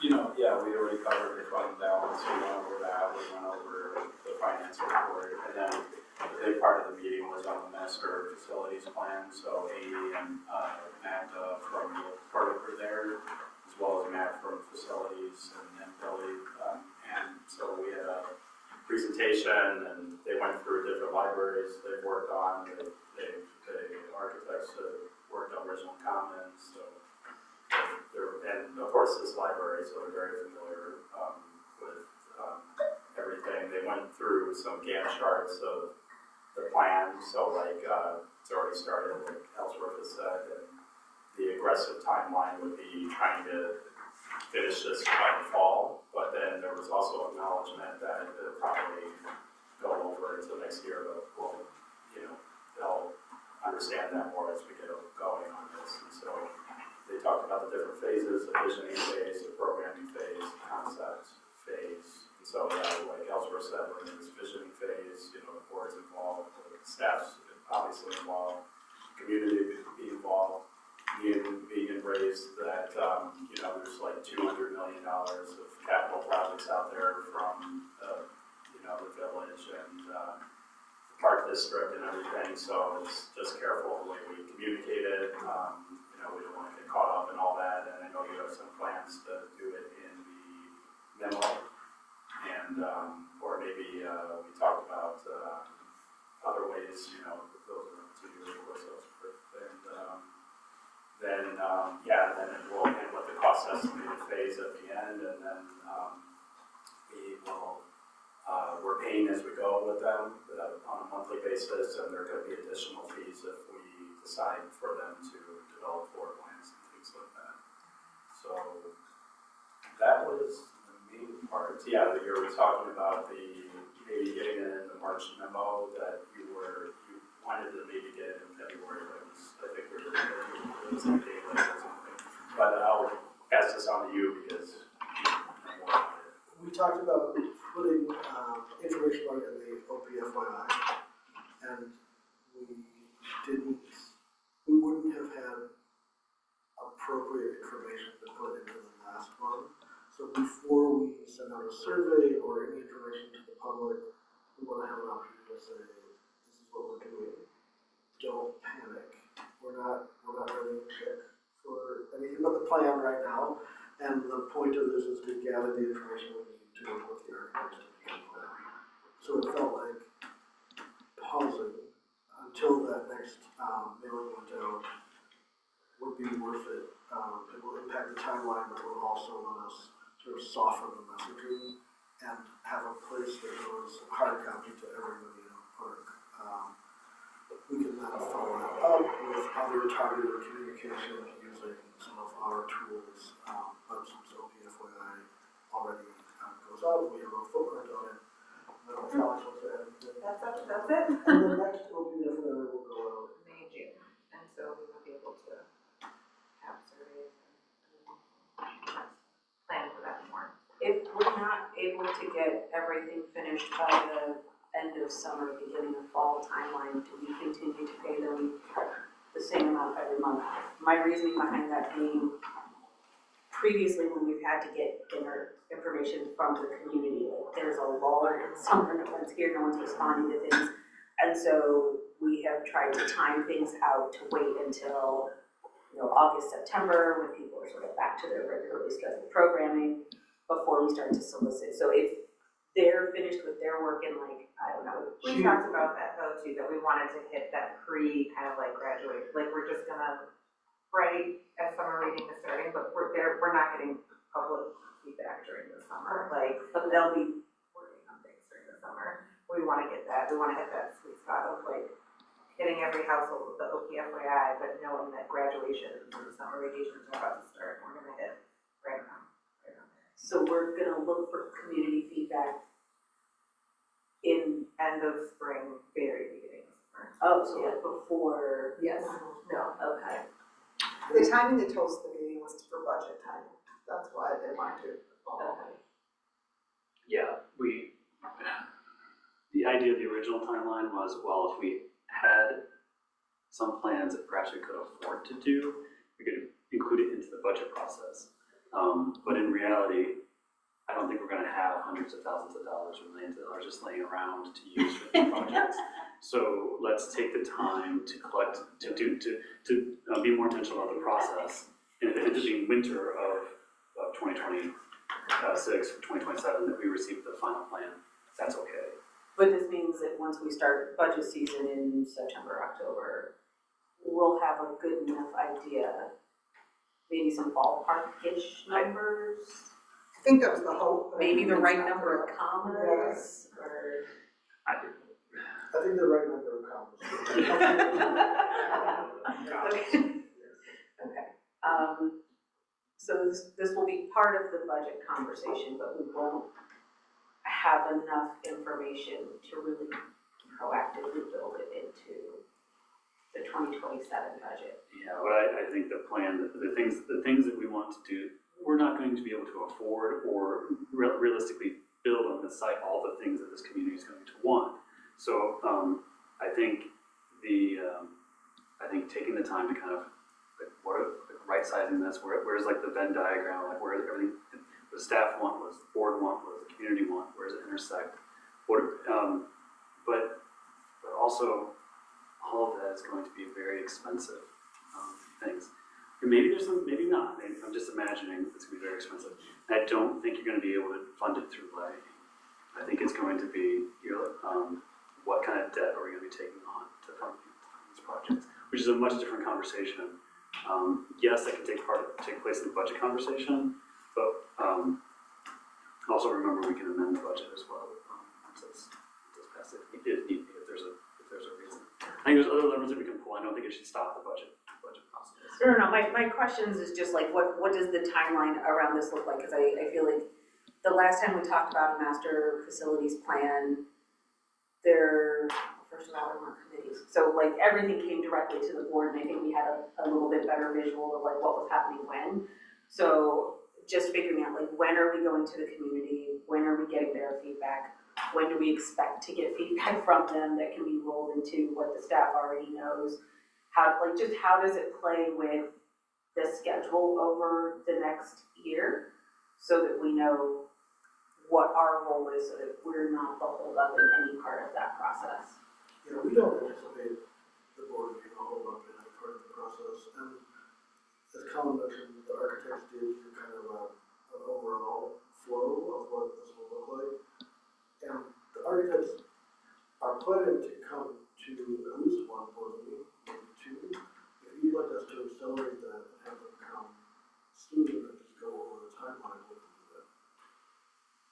Let's wait and see what they think is appropriate. I would love that. I always love more information. I would also like for it to be in a place where the community can see them present the timeline, but I want it to be an actual for real timeline, not a. I understand like right now we're kind of going with a guesstimate timeline. I think I'd like it to be something a little bit more solid before we put it in front of the community. I can be wrong if you guys disagree. I'm wondering if, when there is, you know, the level of solidity that we're comfortable with of the timeline, if there may be value in having that on the website, similar to the way that we had the timeline when we were doing the ED search, so that people can, like, you know, if people hear about it, they can go and get a sense, like they can have it visually, you know, this is what the timeline is estimated, we'll update it as it changes. I mean, would that be appropriate for us to, like for you and Alice to coordinate for the board page? Like having a timeline, doing maybe a I think we want to belong on the board page or somewhere else. I don't know what would be the right place. That's a Alice's question. I think it feels like an operational thing. So I think having it on the regular library website, if that's what we want to do, probably makes more sense. If we were entering into a capital campaign period, that might be the shift into sort of more of the board domain. So some trustees have already seen what the timeline looks like right now. And I think that it is very much this will happen first, and it will overlap with this a little bit, and then this will happen next. And we have months assigned to those, but it is very fluid. So I'm not sure that this is the moment to put out a hard timeline. We can certainly talk about what makes sense to put out first. The way this is presented to the community is very important. We want to illustrate that we are being careful, we are being planful, and also that this is just a plan. We're not committing to anything at this moment. We're not committing dollars or staff time. What we have committed to is creating a plan for future use. And that future use could be 18 months from now, it could be 10 years from now. We don't know. So I don't want to float this out and have the reaction be, wait a minute, on top of this project, you're now going to surprise us with, multi-million-dollar library renovation. So we want to be thoughtful in what that is and how it's forwarded. That's one of the reasons we see OPFYI being a powerful tool here, because that reaches both people who are seeking library information and people who are not, because it comes to the mailbox in a hard copy. And I think that's a reasonable touch point to say by the time that OPFYI hits mailboxes, that we can have a complimentary piece on the website that is a place for people to come and learn more. I'm always a little bit nervous about welcoming the public into sort of a soft process, because I think if you look at it one day and then we change it the next day, that can feel unfair. So again, that doesn't mean we have to have something completely road ready to put it out there, but we want to be relatively conservative in knowing when to put a product out. Yeah, when you said the timeline was kind of not solid, I don't want to put that that out because That's there what are I'm so saying. many other things out there, but I do wanna make sure that we make a plan to be super transparent, also because there are so many other things out there, so as long as that's within our plan, yeah. You know, when we have the architects speak in a committee meeting, those are public meetings, so Yeah. I mean, it's, Yes, there is, I would say, we're very mindful of that transparency, and we want to do a lot of the conversation about this so that people can find it where it works for them.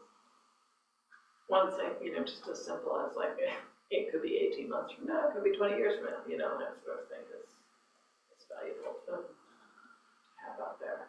Yeah, that's why I was saying when it reaches this, the solidity that you're comfortable with. I think a big question to think about for this is how will this be funded and how will this impact the tax? Yeah, we have to know what it is. Right, Yeah. and we don't want the messaging of there's flexibility of when and how this plan is acted on to add confusion to what the levy rate next year will be. They're two different things because there'll be different plans for how we will fund this kind of project. All that said, I think your question is about does it matter when this falls in the budget process is a really good question. And I think there's a chance that we will find some lower cost things to implement quickly in this process. And if that happens, I do think that some of those items could show up in next year's budget proposal. But I'm imagining they will be pretty small. These not only need to be things that could reasonably fit into the operating budget, the capital part of it, but they would also have to be things that we're confident enough that the rest of the plan wouldn't contradict. Yeah, we're not painting ourselves into a corner with something. But I think it's worth, for transparency, saying out loud, the early findings could impact the budget conversation.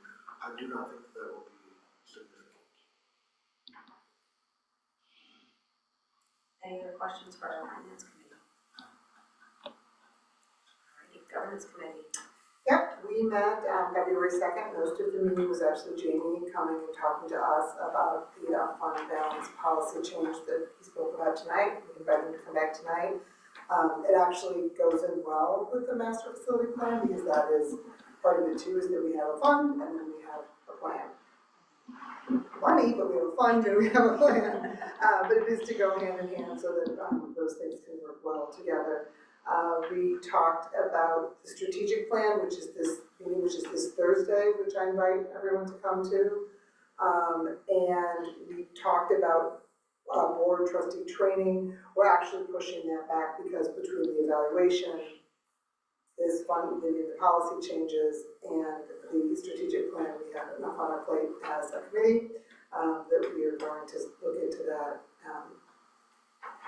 second quarter here, spring, Q2, whatever you want to call it, in a few months. So that was, I think, the entirety of our meeting. Did you have anything that you were referring to? Anybody have any questions for the governance committee? What? You are the committee, you can't say no. She's like, I'm already in my head with all the answers. I have no question. Those of us, if we can make it to the strategic planning meeting, what sort of preparation should we do? That's a great question.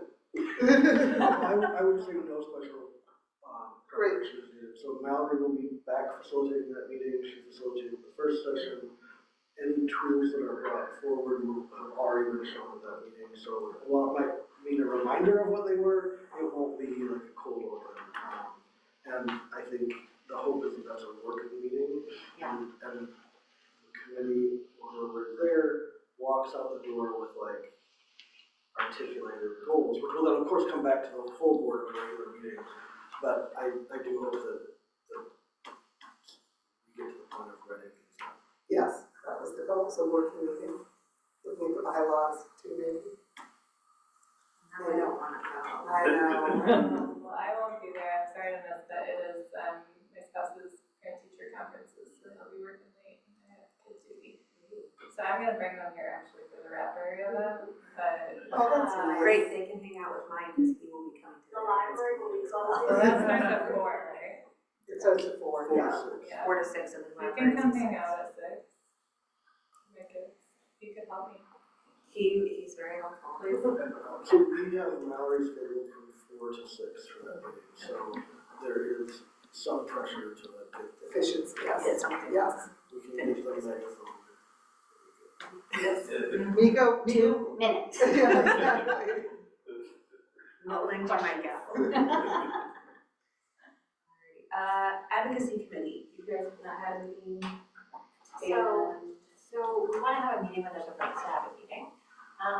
And so we're looking at meeting 30 to 60 days after the director of equity and anti-racism is hired. We want to make sure that that's in process. We want to support that person sort of getting on their feet. And because the work that we want to do is so bound up with supporting that work, we want to sort of give that a little bit of space and then set up a meeting a little bit down the road. We also want to have a meeting after the strategic planning meeting. So yes, stay tuned for another meeting on the calendar. I am, however, doling out homework. And this is graded on completion. You all have copies of the Belonging Without Othering book. And I would like to propose like a 4-month schedule. That sounds like a lot of time, but I know how busy everybody is, and this is, to read this book. And so I would like to invite you to please read chapters 1 and 2 before our next meeting. So the goal is to have you already did great. I think I did. If you did, you're ahead of the curve, so you get A+ for Megan. So this is about, a chapter every 2 weeks, which for, busy working people, many of us who are parents, I think is a sort of reasonable kind of schedule. So I'm going to send out a schedule. This is a strong, suggestion. But I will also offer a 1 to 2 minute recap. So at the next meeting, I will share what chapter 1 and 2 are about, and then I will do a pop quiz. Don't worry, it'll be on. I won't be at the next meeting. Actually, I'm going to be out of town, so I can't even, you have to send my quiz. So I hope that this is not a book club, right? But this is something that I hope that we will all take seriously and really explore and invest in.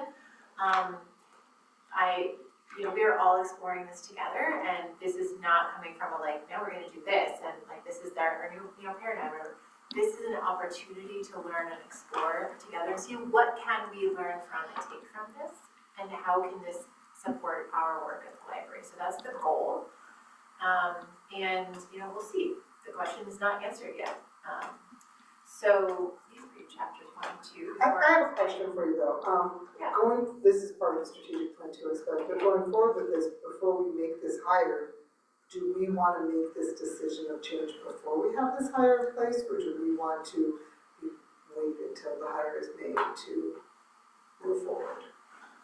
So I think that now is the time to explore this paradigm and learn together. There's no decision to be made yet. There's not a change, this is a deepening. I would think that this is a deepening, so the question before us is what elements of this framework can we use to inform how we're doing our work at the library?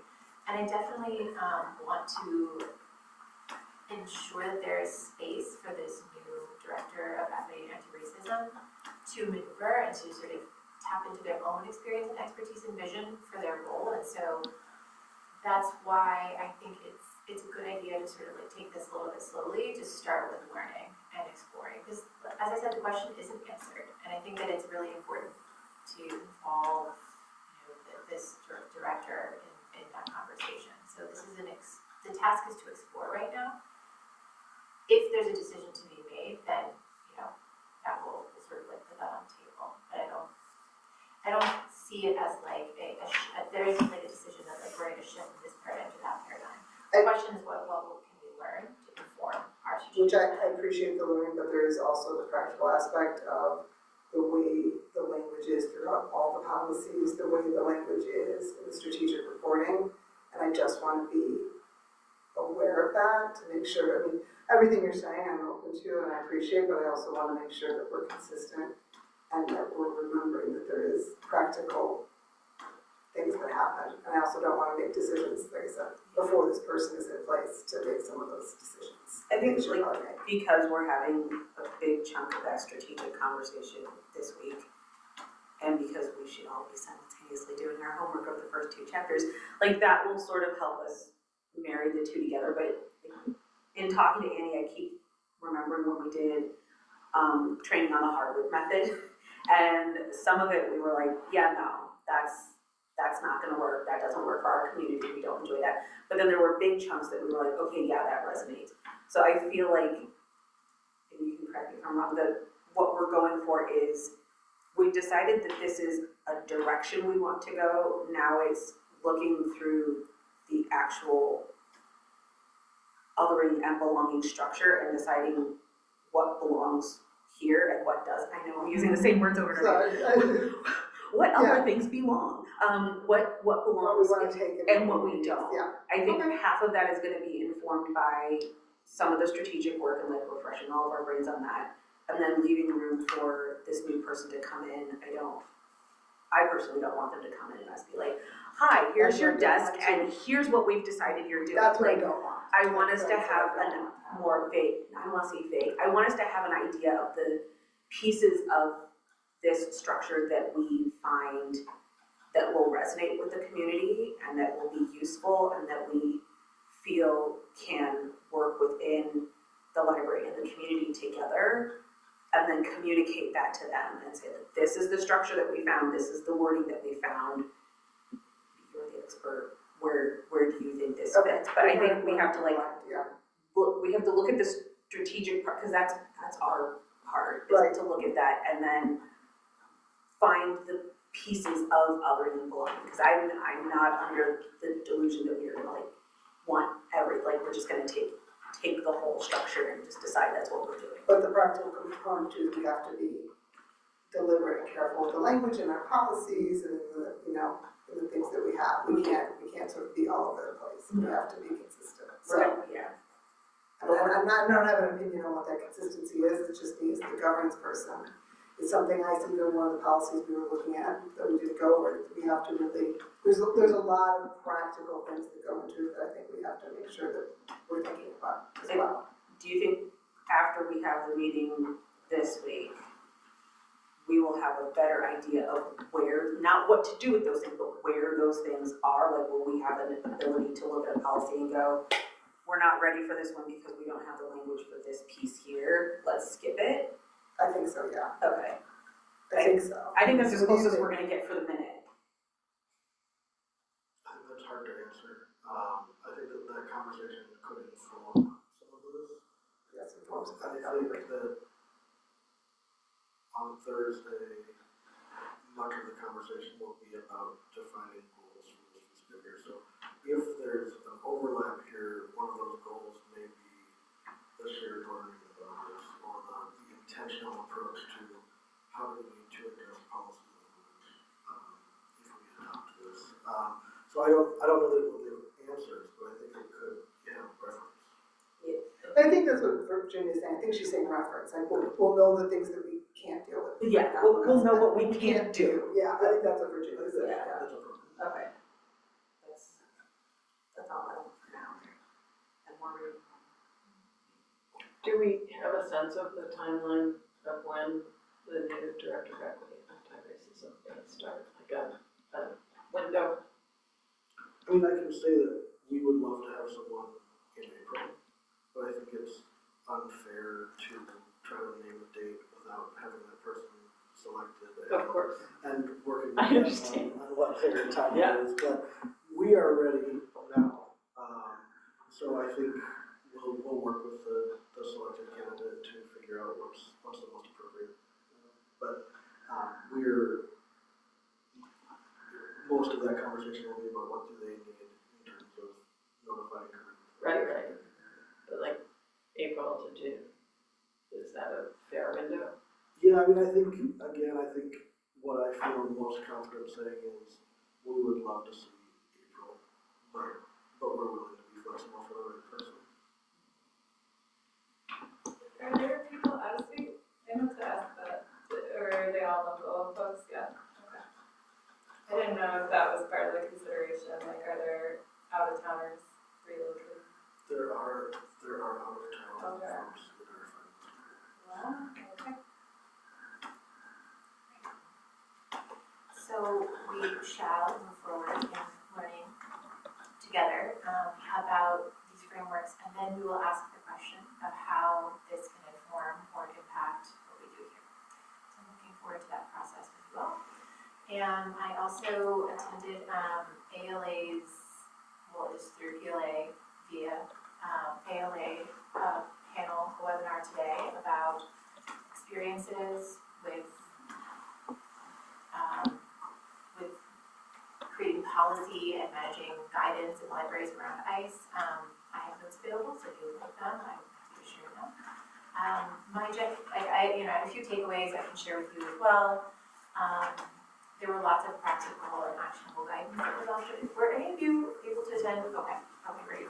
So I'm really glad that you were able to attend. It was really, in some ways, heartbreaking, if not inspiring in a way, to hear about the experiences of the libraries in Minneapolis and what they were dealing with. And I have to say, my biggest takeaway from that is that I think that we should feel good about where we feel is. I think we're asking the right questions. I think we're already putting a lot of the best practices in place. Got a few new ideas, nothing actionable, just wanted to report that back and that I have those notes available. I'm really glad to hear that staff was able to make it. Yeah, thanks for sharing those experiences. That does not experience. Any other questions for our committee? Alrighty, additional reports. IGA. We are almost there with our web page, so I'll be in touch hopefully this week. I think we've got everyone's signed off, so we can move forward with that. This past weekend, we had Mary Reynolds present from the Collaboration for Early Childhood, so that was super great. And one of the conversations we're talking about is less fun but finances. So I think I've shared with a lot of you, but IGUP just hasn't, it's had a lot of the same challenges I think we've had as a board, which is just a lack of continuity and organization. And so we're trying to do a lot of that back work. And they have had a small pot of money, and so we're trying to figure out what that should look like. Do we need it? If we need it, how do we do it fairly? Because even that, it's there are no contracts anywhere. This is crazy work. So that's IGA. Alright. COG, so COG did meet February 11th, so earlier in February.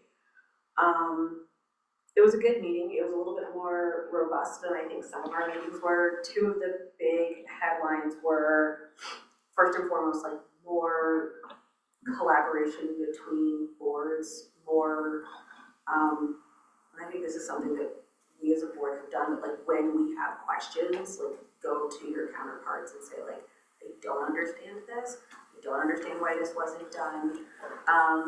Particularly because as elected officials, we have an understanding of the limitations our other counterparts have that sometimes the greater community does not have, and we can help to communicate those. I think we've all felt that's not in our purview, we can't do that, we understand that you are frustrated, we're very sorry. There's a lot of that at our counterpart boards as well, and so each of us understanding where our limitations are, where our responsibilities start and end, helps us to facilitate those conversations in the community, but also between each other, and to help coordinate, well, if you can't, can I, and sort of coordinate our efforts. The other big piece of the conversation was around getting more information on what our police department's response will be if called for ICE-related activities.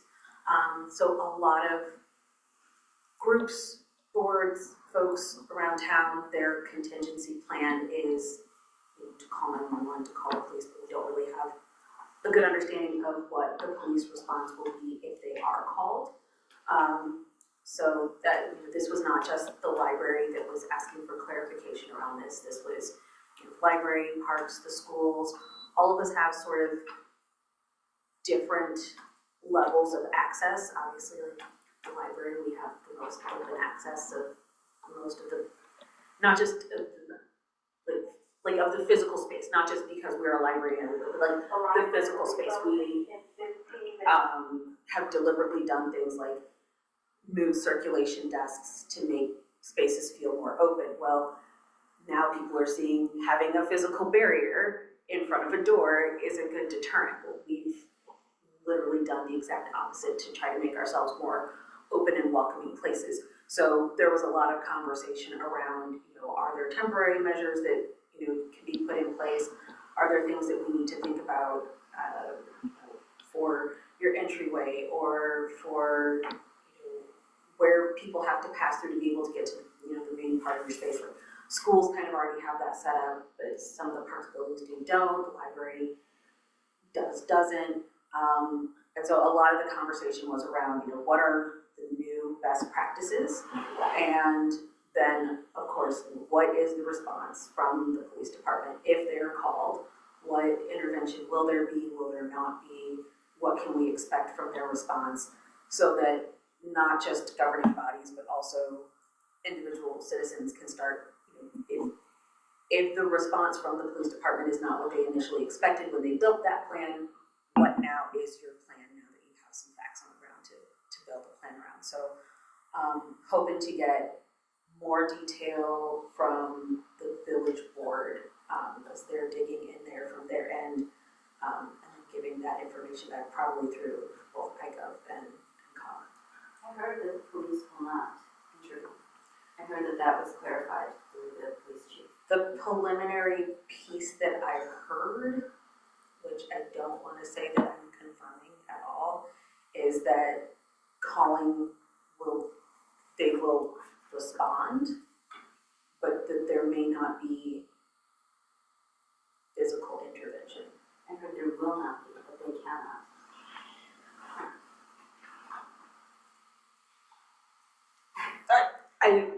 Because I think it's really important. We need to know. We need to know what will and will not happen. Right. So I think the village did go to the police and say what will happen, and they were very clear.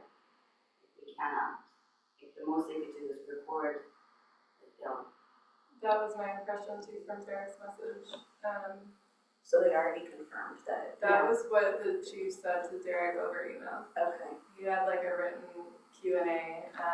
I thought there was going to be more follow-up after that. No. To me, it he was like, let's push this out. Like, people need to know. Like, they need to understand that this is the gravity of the situation. So yeah, I think we got to get clarity there. But that's Derek's own words where we need to push this message out. Okay. They are not coming to help. Because I think there is clarity. It's very clear. Right. I think it's clear and that like we want to believe it's not accurate when it is unfortunately accurate. It's just so as a library too, we would have to plan around that. Like that's not a plan. That there's not going to be any intervention from. It'll just be documentation essentially. Yeah, they'll document.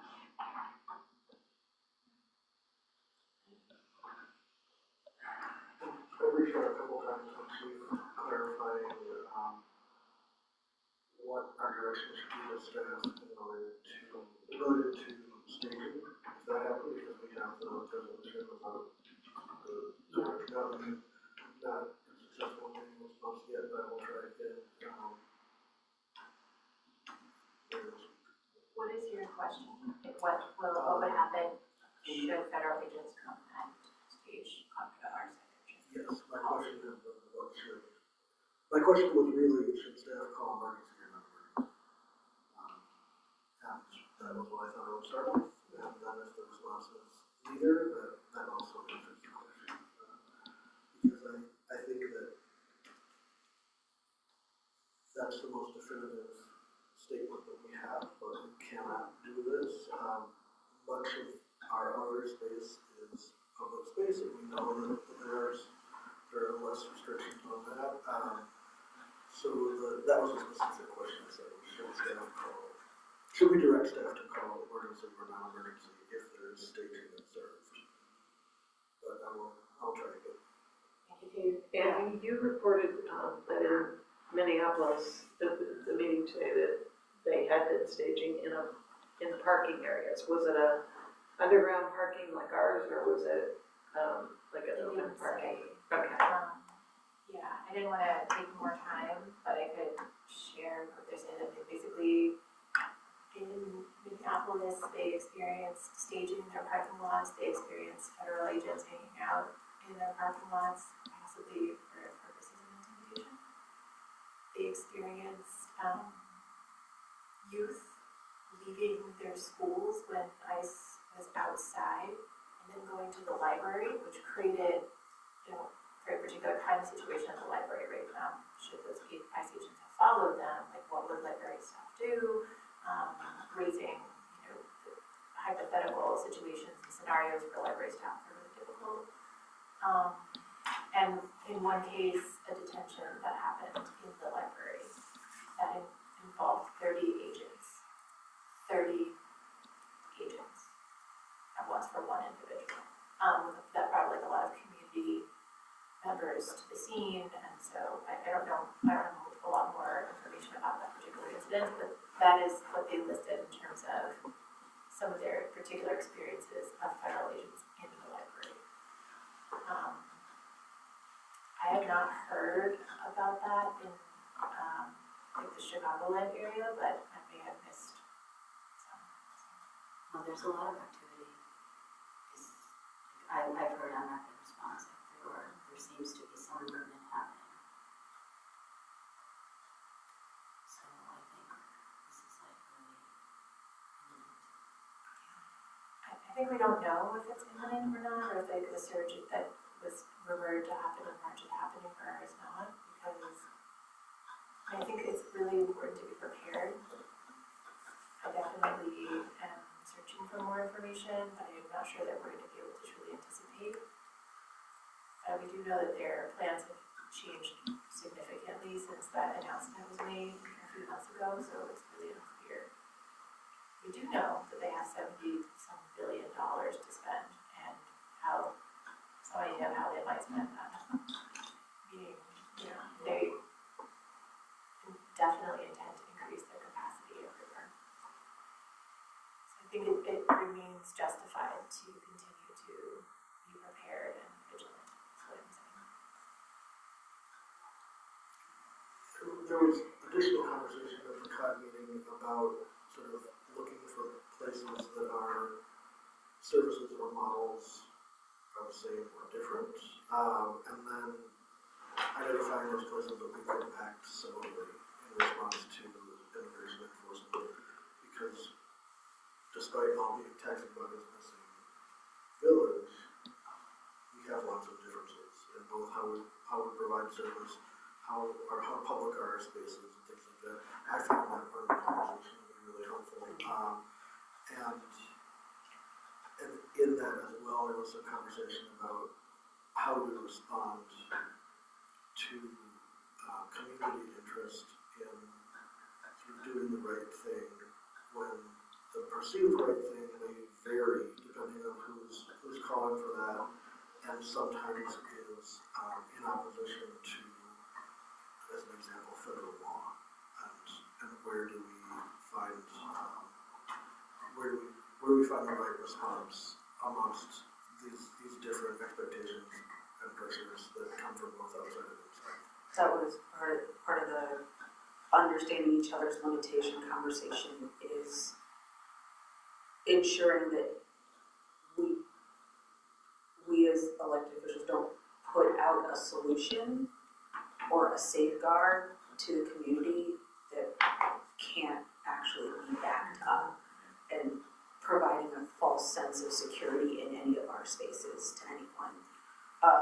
And I think that was a big part of the conversation around wanting to do more, wanting to do the right thing, but does taking that step provide a false sense of security to folks when they're in our building or when they're in our space that is not defensible for us or that puts our staff in jeopardy. Thank you for bringing that up. That was a big part of the conversation.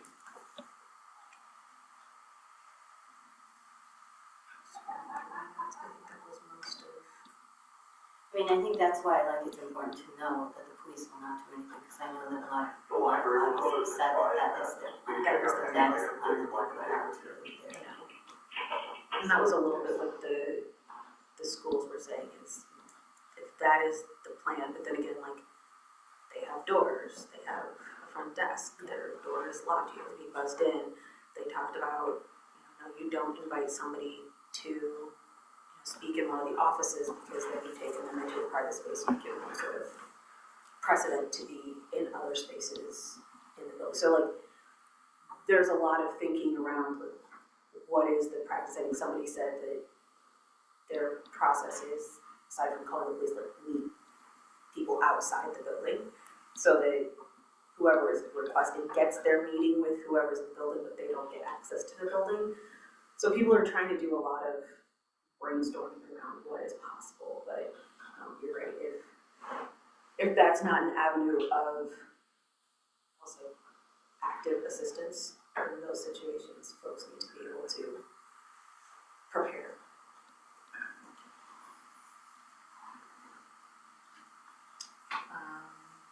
Any other questions from Conklin? Planet Green? Matt Barger shared notes from the Thursday, February 19th Planet Green meeting. He said the early part of the meeting was spent highlighting the Land Art Generator Initiative. The Land Art Generator Initiative bridges art with sustainability, finding ways to connect artists, engineers, designers, and efficiency experts across the world to build large-scale public art that generates renewable energy. So there were some examples discussed that had public art with large-scale solar array incorporated with design. The Village of Oak Park provided an update on its one-stop shop energy residential energy navigator program, and the Village of River Forest shared they're close to acquiring Bird City, Illinois designation. The Park District highlighted their plans for geothermal heating and cooling at Cheney Mansion and gave an update on the Ram Earth project at the Field Center. Happy to take questions back to Matt if anyone has any. Friends? Friends doesn't meet, or didn't meet. Out with Purpose? The main thing is that the name Out With Purpose is now official on the website, everything. So thank goodness, 2026, we have resolved that issue for real. That's it. Collaboration? Oh, there's no real updates, although I do know that the schools and the village are going through their IGA with them, and they're specifically trying to change it to just say that like other members could attend. Like, so it's gone through all their lawyers, and then I think they're gonna probably come to the library and parks, because they really want us and parks to be a part of it, but we wouldn't be a paid member, we'd just be like a partner. And so I am really excited about that, but I think that's more of a program. That kind of feels like the IGA, the Dole IGA feels like that. I like that people are thinking about like, okay, maybe the parks and library won't pay into it, but like we partner so much with the club and so does parks, so I think it makes sense, but we'll see. Any other questions? As we have concluded all the items on our agenda, I will entertain a motion for adjournment. So Moved? Seconded. All those in favor? Aye. All those opposed? Abstentions? Thank you very much, folks, with 1 minute to spare.